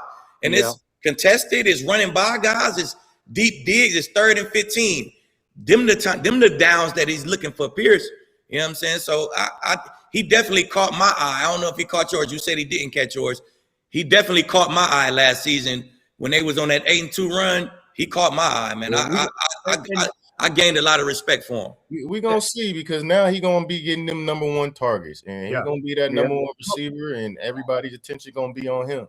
So, like it's an investment, like Cody said. You getting paid for not only what you did or you know, what you did in the past, but what we think you're capable of in the future. And it's your job to live up to that contract. But 2 things with that, too, Skip. One is, you know, being 4th on the team in target and still having 1,000 yards is highly impressive. The other it is. It's incredible. Yeah. The targets don't tell the entire story, right? A lot of those things come down to who the play is designed for. Shane Steichen loves to use Tyler Warren, get the ball to his tight end. It also comes down to pass protection, hold up, so I can get the ball to Alec Pierce. And it also comes down to what the coverage is. Maybe he was on the backside and he was the one high beater and they get too high a lot. So he had to work the front side to Warren, or work the ball to Pittman on the outside, or they wanted to give the ball to Jonathan Taylor. So the targets don't tell the entire story. What you do with those targets is most important. And to have 47 catches and put up 1,000 yards and have over 20 yards per reception the last 2 seasons tells me that the production is there and he's moving in the right direction. Okay, how many of those deep catches came against single coverage? Probably all of them. All of them. If I'm a quarterback, Skip, I'm not. But the thing is, Skip, he's still going to get single coverage. Yeah, and if I'm a quarterback, I'm not throwing it up into double, triple coverage. I know there's a very select few guys, and those are the top 3, top 5 guys that you pay that money to, you know, 35, 40 million a year that can go win in double coverage, can go make those 50-50 catches. Not to say Alec Pierce can't, but if I'm a quarterback and I'm smart and I know I'm getting double coverage over there, I got Tyler Warren, I got Jonathan Taylor, I can check the ball down too. I got Downs, who's a great threat on the inside. So you can't just force feed a guy if he gets double coverage, but what you can do is know that if he didn't even win on the route and the DB's over the top, I can still give him a shot, because most likely he's going to come down with the football, or at worst, knock it down so it's not an interception. Yeah. He still get single coverage, Skip. He ain't that $30 million is not the Jamar Chase, is not the CD Lamb number. No. $30+ million, that's the double coverage number. Yeah. This numbers is just cranked up now. I mean, but they don't got Pittman now, so I mean, unless they go get another one, somebody that's comparable. They got little Downs in there. They got Warren running still. Yeah, they do. They're gonna have not gonna be because they got Taylor. They're gonna be in coverage. They're gonna have 8 in the box, that's for sure. Yeah, they gonna load that box. That's gonna get you the single coverage, the cover 3s and the cover 1s, right? Because of the running game. You know what I'm saying? So he's still gonna be 1-on-1 outside. And then if you do play too high and try to double cover, you know, Warren or Pierce, boop, turn around, give it to 28, let him go for 120. Okay. All right. So let me sum this up by saying, again, as a Cowboy fan, when I saw that number of 30 a year for 4 years, I'm thinking of George Pickens now tagged for 28 million and somewhere George Pickens is looking at 30 million for Alec Pierce, saying, seriously? I Right. got to sit here tagged at 28 million this year, play the And so- whole year. So do that number go up though? Do that number go up with the signings from this year? I don't think so. I don't know. So the franchise tag is the average of the top 5 salaries. Exactly. Transition tag, But I don't know if that counts the new salaries. you're saying after it's already been tagged. Yeah. It won't matter regardless because it's not a top 5 contract. Yeah. Yeah, so it's still Yeah, okay. Yeah, but if someone, that's a good point though. If someone does jump into top 5, I don't know if it resets because of that going into the calendar year. Pickens not worried about that, Skip, man. Pickens like 24 years old, bro. He got he's 2 gonna years cash left. in next year. He know this almost count as like an extra year. Well, okay, this is an extra cash year. You just look at the richest guys in the NFL, man. They all got a franchise year or 2 on their belt. So if his agent telling them that, or his manager telling them that, like, why would I be mad at that? He's like, hey, so you're now on track to be one of the richest guys ever to do this shit, just like they were. So that's why you see all the reports from Dallas is saying that, man, he just fine with it. He ready to come play some ball. He ready to come win. He gonna be there in OTAs, Skip. You gonna like it. I don't think he will show up at all. He'll be there. Yeah. Skip. We'll see him. We'll see him on Labor Day. Is when we'll see him. No, who won't be there, Skip? Matt Crosby won't be there at OTAs though. Sean Gary will. Yeah. Gary will be there. Sean Gary will be there. Speaking of market cap, because the market cap is just getting crazy. Even listen to you, Lee, and talking about what you're making versus now these guys. So let's talk about obviously the Rams. They made some moves for All-Pro corner Trent McDuffie, but they put pen to paper. It's a 4-year deal worth $124 million, making McDuffie the highest paid cornerback in NFL history. Average annual salary is $31 million, and that's $100 million guaranteed. So obviously the Rams are clearly interested in the Chiefs secondary because we talked about it a little bit earlier. They also signed Jalen Watson. So they are trying to make sure that secondary is pat. So Aqib, does this make the Rams the NFC favorites? I think I said it before, man. You bring that same team back and you address both corners now. Hey, I don't see how they not. They definitely a top 3. You know what I'm saying? They definitely right. Any team you say is the best team in NFC, I could argue you down all damn day. Let's go. Yeah. So, man, it definitely put them in the mix, man. Both of those corners, they both of them could play man. Both of them could stand on their own. McDuffie, man, they both of them coming into their prime. They both young 25-year-old guys, 24-year-old guys. You know what I'm saying? So I love it, man. The Rams, they play no games. They got one of the best head coach GM combos. They do. They always address exactly what they need. You know what I'm saying? You don't never see them like, why they sign this guy? It don't happen in LA, man. So I love what they're doing. I love the moves, and this is definitely gonna make them a force to be reckoned with, if they already wasn't.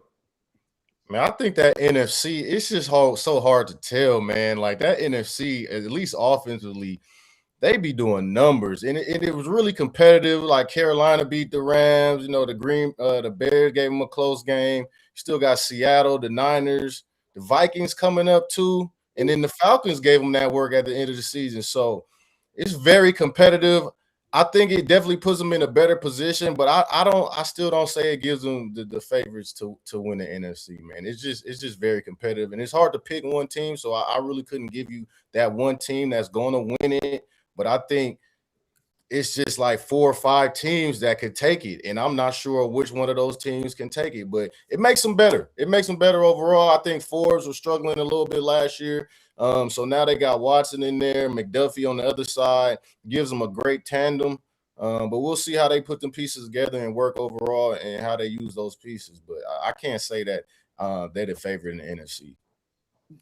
Yeah, I mean, this was a great move, adding both of those guys. It makes a great roster even that much better, but I'm with them. I think, and I'll say a team, I still think Seattle is the team to beat in the NFC. I know they just lost Kenneth Walker. We'll see what happens with some of the other guys and see if they can retain them or what moves they make in free agency. But I do think Mike McDonald's got something special down there in Seattle. He's done a great job of building that team. He's been great on the road. He's put a sense of confidence in that football team with a bunch of guys that he brought from different rosters and built a really good product there. But I will say this about the Rams. They've done a phenomenal job at putting themselves in a position to make moves like this. You know, Les Snead has been great at managing and building his roster year in and year out. They do a great job of drafting guys. And what's more impressive is they've only had 1 first-round pick since 2016. Now, they spent that on Jared Verse, and we know how good he is, but they've done a really good job of drafting mid to late round guys and not paying guys in free agency a ton of money so that when they do need to pay their guys or go make moves like this, they have the money available to do so. So, yeah, there's a lot to like about the Rams.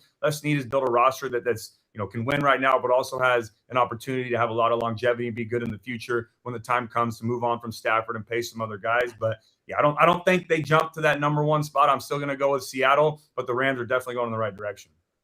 Of course you are. Of course he is. Hey, come on now.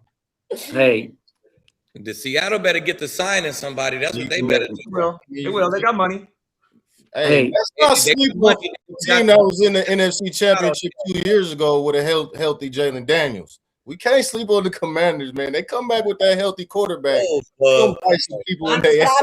I'm sleeping on them. I'm sorry. Bro. Seriously, out of all the teams, Yeah.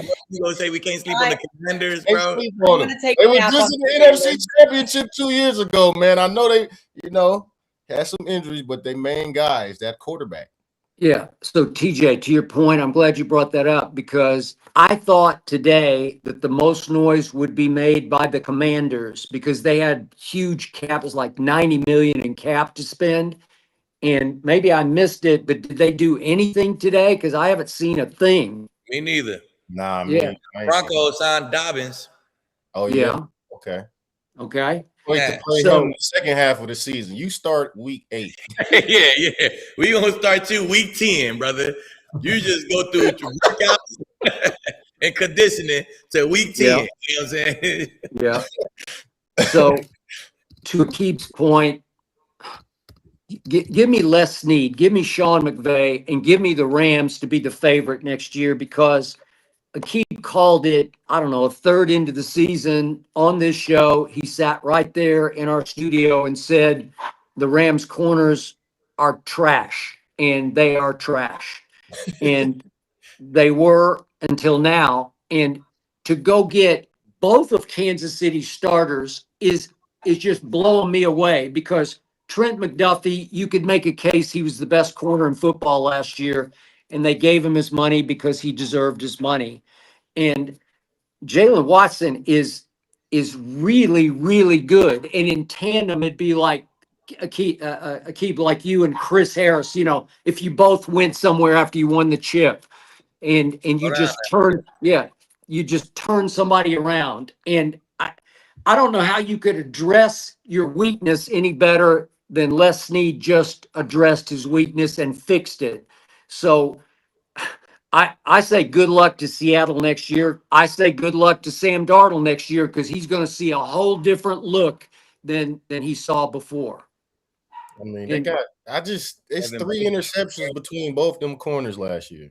I need more production. See, but that's just picks though. See, they're a man team. Man teams is hard to get picks in man. Yeah. You know what I'm saying? You got your eyes should be on your fucking man. You right. No, I got you. Leave. I take a quick peek real quick and get my eyes back on my man. But No.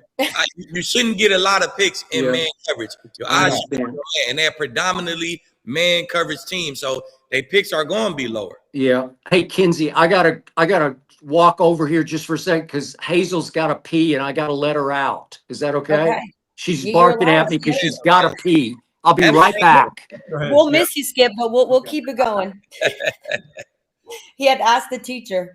The Titans doing work. That's who doing work. Every one of these I click on. Rondell White. They got John Frank. The Titans, they putting in work, man. Yeah. Well, they need to. Get my ticker up. I'm telling you, I've been peeking the whole show. I've had it up. Nah, for real. Believe, how are you feeling about the money now? Like $124 million for McDuffie. I just wish I was born in 1996 opposed to 1986. Man, What would leave you something for this offseason going into your best contract? Hold on, say it again. What would you be signing for this offseason if you were up for and going into your best year? I'll be one of the guys getting the 30 ball. I'll be McDuffie. You know what I'm saying? I'll be getting the McDuffie contract. So Yeah. life changing. But it's cool though. That's why I'm putting all this time in with these young boys, because I need a nephew, a son. I need one of them. Y'all gotta go get the draft picks gonna be getting 15 million in a minute by the time they get there.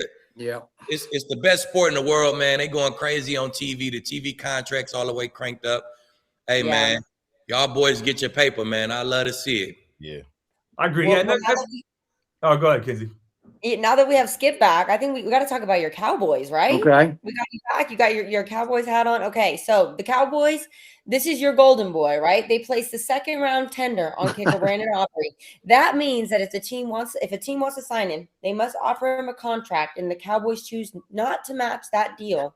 The team that signs Aubrey must send the Cowboys a second round pick in return. So Skip, would a team trade a second round pick for Brandon Aubrey? I mean, he is insane. He's insane. You nailed it. He's got the greatest leg in the history of the game. I know he fell off a little bit the last 2 games, but they were dead in the water, and he just sort of lost heart for it. And he actually missed 4 long kicks in the last 2 games, but he is so good. He's such a game changer, as we saw early in the year against the Giants. And again, I hate place kicking. I don't like it, but I can't change it. So the impact it has on the scoreboard, Brandon Aubrey can win or lose, but he can win you 2 or 3 games a year. So for a second rounder, I would offer him 10 million a year. I think they've offered him like 6, maybe 7, close to 7.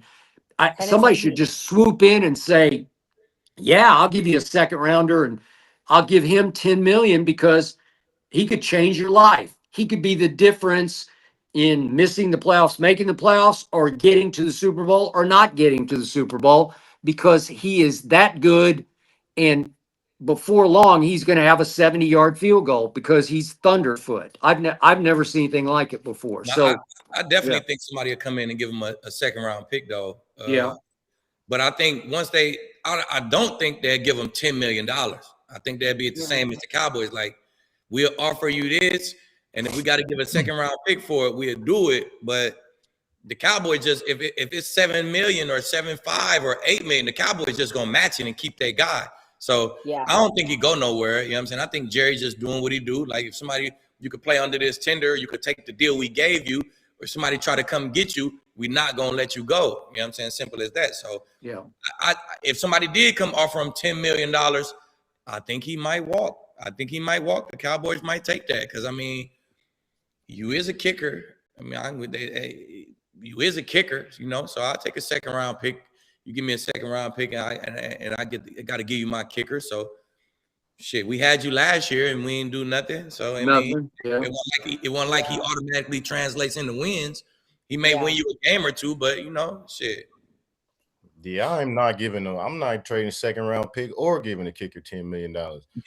My goal is to make kicks short, so we ain't got to be kicking 70 yards. Not only that, you got to, you kicking it in Jerry's house, Jerry's world. It's indoor. You perfect turf, perfect setting. Now, if you go to Pittsburgh, the turf ain't good. Baltimore, Cleveland, that's who's gonna give you some money like that. Maybe a Cleveland Brown or one of our best players on our team was our kicker for a minute. So, hey, I wouldn't do it though. I just can't see myself giving no kicker $10 million and him blowing the game. I mean, you million kicks, you blow the game that count. Now, none of that was worth it. So, no way, Jose. I'm not doing it. Yeah, no, I don't think they'll give him 10 million, but I think someone might come in and offer a second round pick for him. I think they'll maybe match the Cowboys, offer, try to get to that 7.5, maybe 8 million range, like Aqib was saying, and offer a second round pick for him, because it's not an ideal situation to give up a second round pick for a kicker, but we're not just talking about any kicker. We're talking about Brandon Aubrey, who's one of the best in the NFL. A good kicker can be an absolute weapon in this league. And we're seeing it, now kickers starting to make 60-yarders pretty easily. And you add in the new dynamic kickoff rule that they had this past season, that the average starting field position is moving up, the 25, 30-yard line. So you got a guy kicking at 60, 65 yards. You're telling me as an offense, as a play caller, I look at it through the minds of an offensive coordinator. I only got to go 20, 25, maybe 30 yards to get in field goal range to maybe win a game or steal some points at the end of the half. I think there's a lot of value in that. And we've seen it every single year, almost on a week-to-week basis. Huh? That's damn near every kicker now. What kicker not kicking 60? Bro, they booming 60 plus. Well, I wouldn't say every kicker. It's about 5 or 6 of them, though. 5 or 6. There's 32 teams. 5 or 6 out of 32. 5 or 6 out of 32 kickers. That's not a good percentage. Bro, no, it's way more than 5 or 6, bro. We can really get down to the science of it. We make 60-yard field goals. Hell yeah, it's a whole lot of them doing it right now. No, I would say 5 or 6 can make. Yeah, I don't know about that. I mean, 5 or 6. Okay. On the other side of it, how many teams have we seen over the years lose games or even lose their season because of a missed kick, because they don't have a guy that they know is going to go out there and make a 50, 55-yarder with the season or the game on the line and have confidence in that guy? I think a kicker is becoming more and more valuable in the NFL. You see the top kickers miss those kicks too. The kicker is only as valuable as the team he plays for, meaning if you're a team that's going to be in position to win games, to be in field goal range, your kicker becomes valuable. If you're not, who cares what your kicker do? He could kick 70-yard field goals all day. Well, I'm not saying that's what I'm saying. I'm not saying every team is going to come out and offer a second-round pick. If you're a team that has great guys on your roster, if you have stability and you feel like, okay, we need to go get a kicker so that we are in these close games, we have a guy that we know is going to make those, I think there would be teams that go. And guess what? If you're a team in that position, you ain't blowing no check on no kicker. That's why you in that position. I said I wouldn't pay $10 million. I said I would offer a second-round pick. The question was, would anybody offer a second-round pick for him? I think there is going to be a team or two that maybe comes out and says, hey, let's see if they'll take it. We have stability at other positions on our roster. We've got 22 offensive head coaches that are starting to understand the importance of a kicker in this league. Now, some of them love to go for it on 4th down and don't take the points, so I think they're immediately out. But there are some teams I think could really have a lot of value in adding Brandon Aubrey to their roster. Okay, but remember, you're backwards on it because it would depend what a team offered for him first, knowing that they would have to give up a second if Jerry didn't match. Yes. So they wouldn't be offering a second. They'd know in their heads, if he doesn't match $9 million or however high they would go, that we would also have to throw in a second-round pick if, in fact, we signed him. Yes. And it's funny listening to TJ on this because TJ looks at kickers like they're disposable because they're going to go south on you. And most of them do. At some point, pretty routinely in their careers, they have to change scenery because they just lost it. And when they lose it, you can't get it back. Once they go south mentally, you can't fix them on the fly. You usually have to let them go somewhere else and start fresh. I'm looking at these kickers right now, 50 plus. Y'all talking about 5 or 6? Are we serious, bro? 60 plus. 60 plus. 60. But they don't got 60 plus on the stats right here, but 50 plus. 50 plus. Oh, yeah. bro, this is not everybody 50 plus. 50 plus is a field goal now for a lot of these guys. I'm talking. So 50 plus a field goal, like it's only 5 or 6 who get. Y'all crazy. Hey, you move back 10 yards now. You put them in a pressure situation, and not everybody can do that.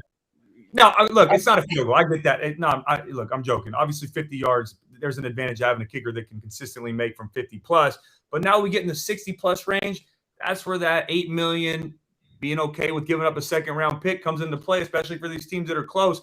Man, if I knew going into a game as an offense, I'm getting the ball because of this dynamic kickoff rule at the 30-yard line. That's my average starting field position. Right. Yo, I need 25 for points. I'm taking that every day. Is he automatic, though? Is he automatic at that range? Let's make it 30. Automatic. He's 80%. Nobody ain't automatic. I think he's 80% when he gets to those 50 to 60 range. But yeah, that's pretty damn. 8 out of 10 from that range.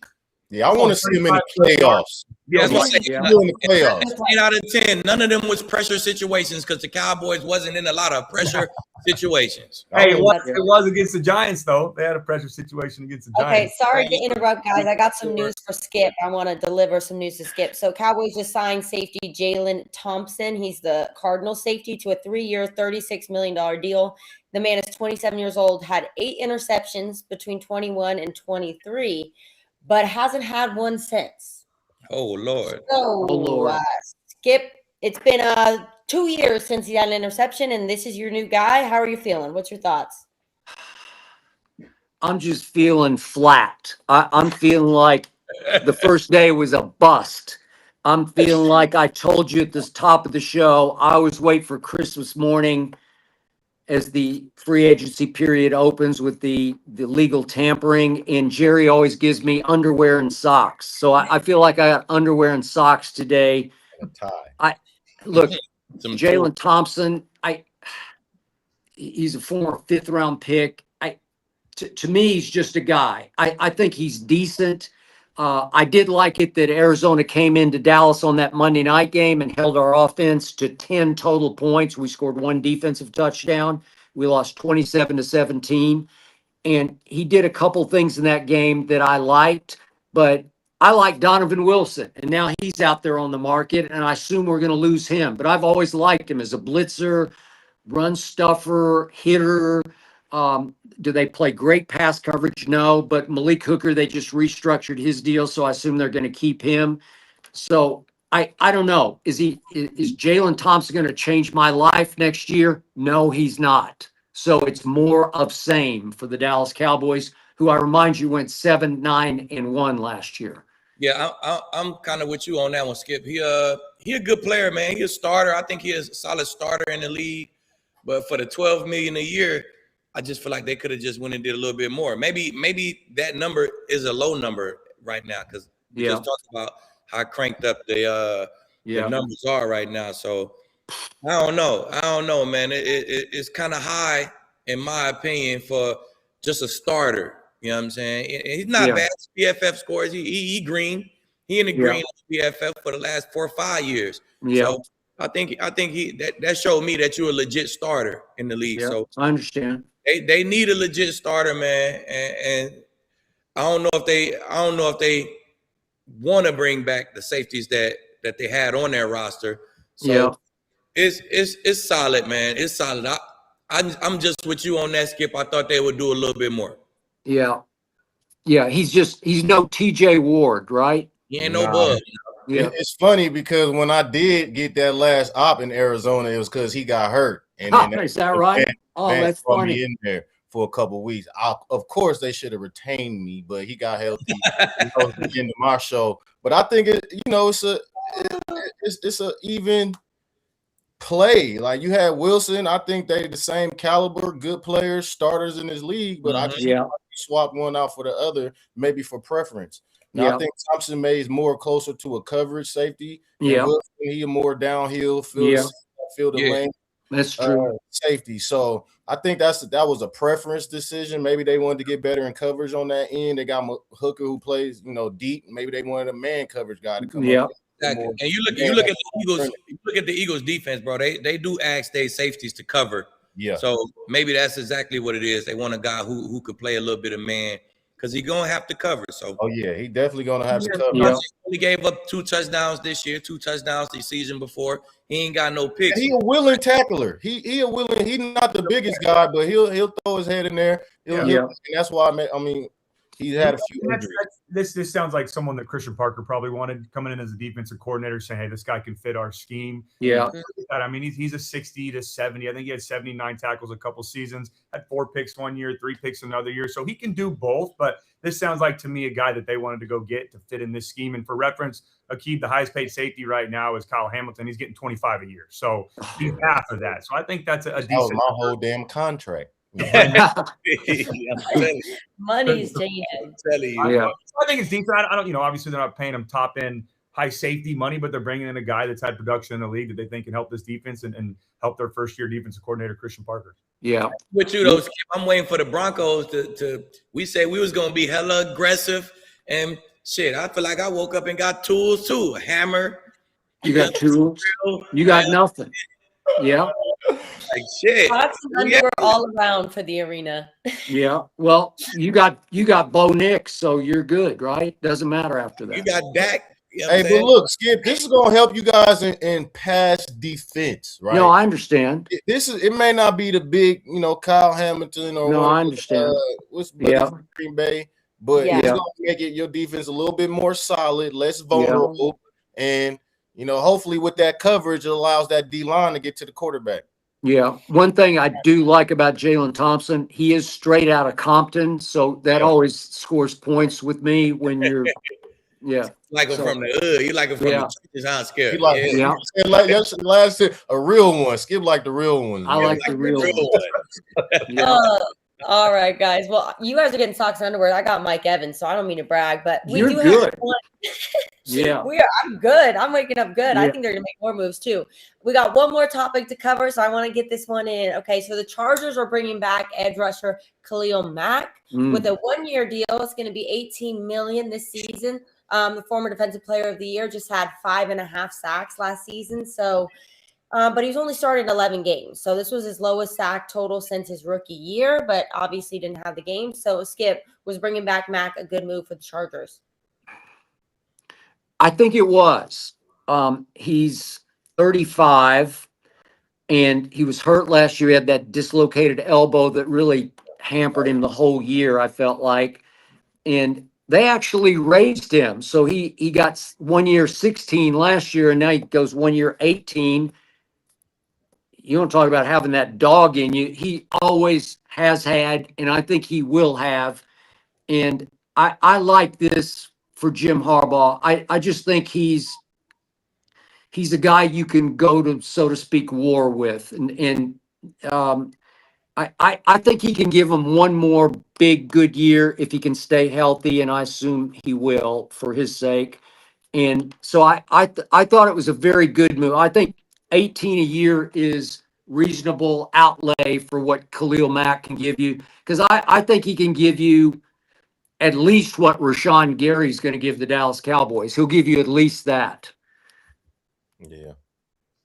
I mean, look, he got hurt last year. I think it was against the Eagles, that dislocated elbow, which was nasty. Before that, he was playing some ball. He was playing some ball. He don't get hurt often.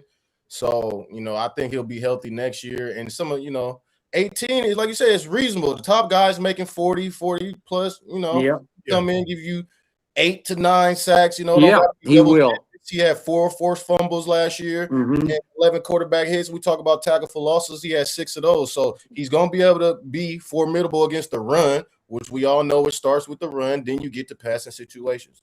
And from those passing situations, he can get to the quarterback as well. But outside of that, man, we go back to guys that you keep on the roster for a long time at the end of the careers. It's their leadership, their work ethic, what they bring to the culture of a team. And obviously, Khalil is a culture setter, especially one of those guys that Harbaugh wants in his locker room. He does. For them young guys to feed off of. We talk about, Aubrey coming in. He's probably going to get paid here soon. Talib, he had a pretty successful season last year, and he's looking for mentorship from Khalil. So, man, I think it's definitely a reasonable keep. A reasonable ask and not a crazy price to keep Khalil, man, and everything. Aubrey went to the Commanders. Did he? 4-year, $100 million. Wow. To them Commanders, but man, I don't know. A 35-year-old edge rusher, I'm gonna let you slide, brother. Especially if I could spend that $18 million. Otherwise, I need a corner. I got Dante. I got the other kid, man. I need a corner. I could bring in a nice corner for $18 million. You know what I'm saying? So I don't know. But now you don't got Aubrey. He gone now. Yeah, exactly. I mean, I might could put, with all this money I got, I might could put $7 more million with that and keep Aubrey. You know what I'm saying? So I don't know. Me personally, I don't want no 35-year-old edge rusher. That's just not what I want, man. It's a high motor, it's a high active position. I want some juice. I want some juice off the edge, man. I got Tui. They got the Uso on one side. He going crazy. On my other side, man, I would have tried to do my best to keep Uwe. Uwe. That's what I be calling it. I would have tried my best to keep Uwe. You know what I'm saying? If I could put $7 million and keep that, and hey, I feel like their defense was solid this year with those two guys really leading the way. You know what I'm saying? While Khalil Mack was down. That would have been tempting to me. You know what I'm saying? I think they got hampered on the back end by not having Khalil Mack during the second half of that season. Agreed. Because they played good on defense without him. They didn't have that anchor though. They didn't have that anchor, man. They was getting that shit toted on their ass. Man, they O-line was the reason that they was trash. I don't think it was their D-line.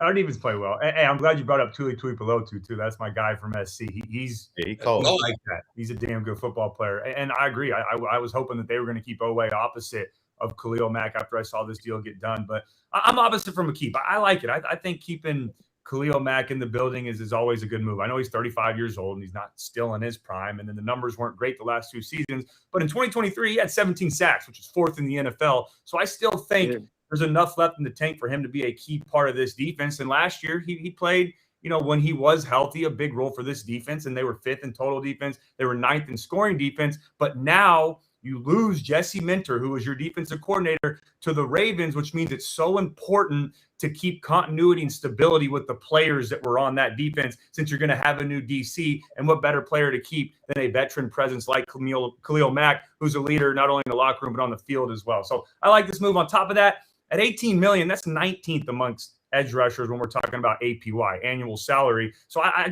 think it's a smart move. I think it's a good move for them to make. The Chargers went into the offseason with a ton of money to spend. They also have already made some moves by cutting some guys. Now they want to restructure some other contracts to open up more space. So I still think they can be aggressive in free agency elsewhere, even with keeping Khalil Mack for $18 million. So I do like this move. All right, guys. Well, that'll do it for another episode. This was we were breaking news left and right. Had a great show. And we're going to be back in person on Friday. So I'm sure talking so much more. So I'll see you guys on Friday. Thank you guys so much for watching another episode of The Arena Gridiron. Woo, woo.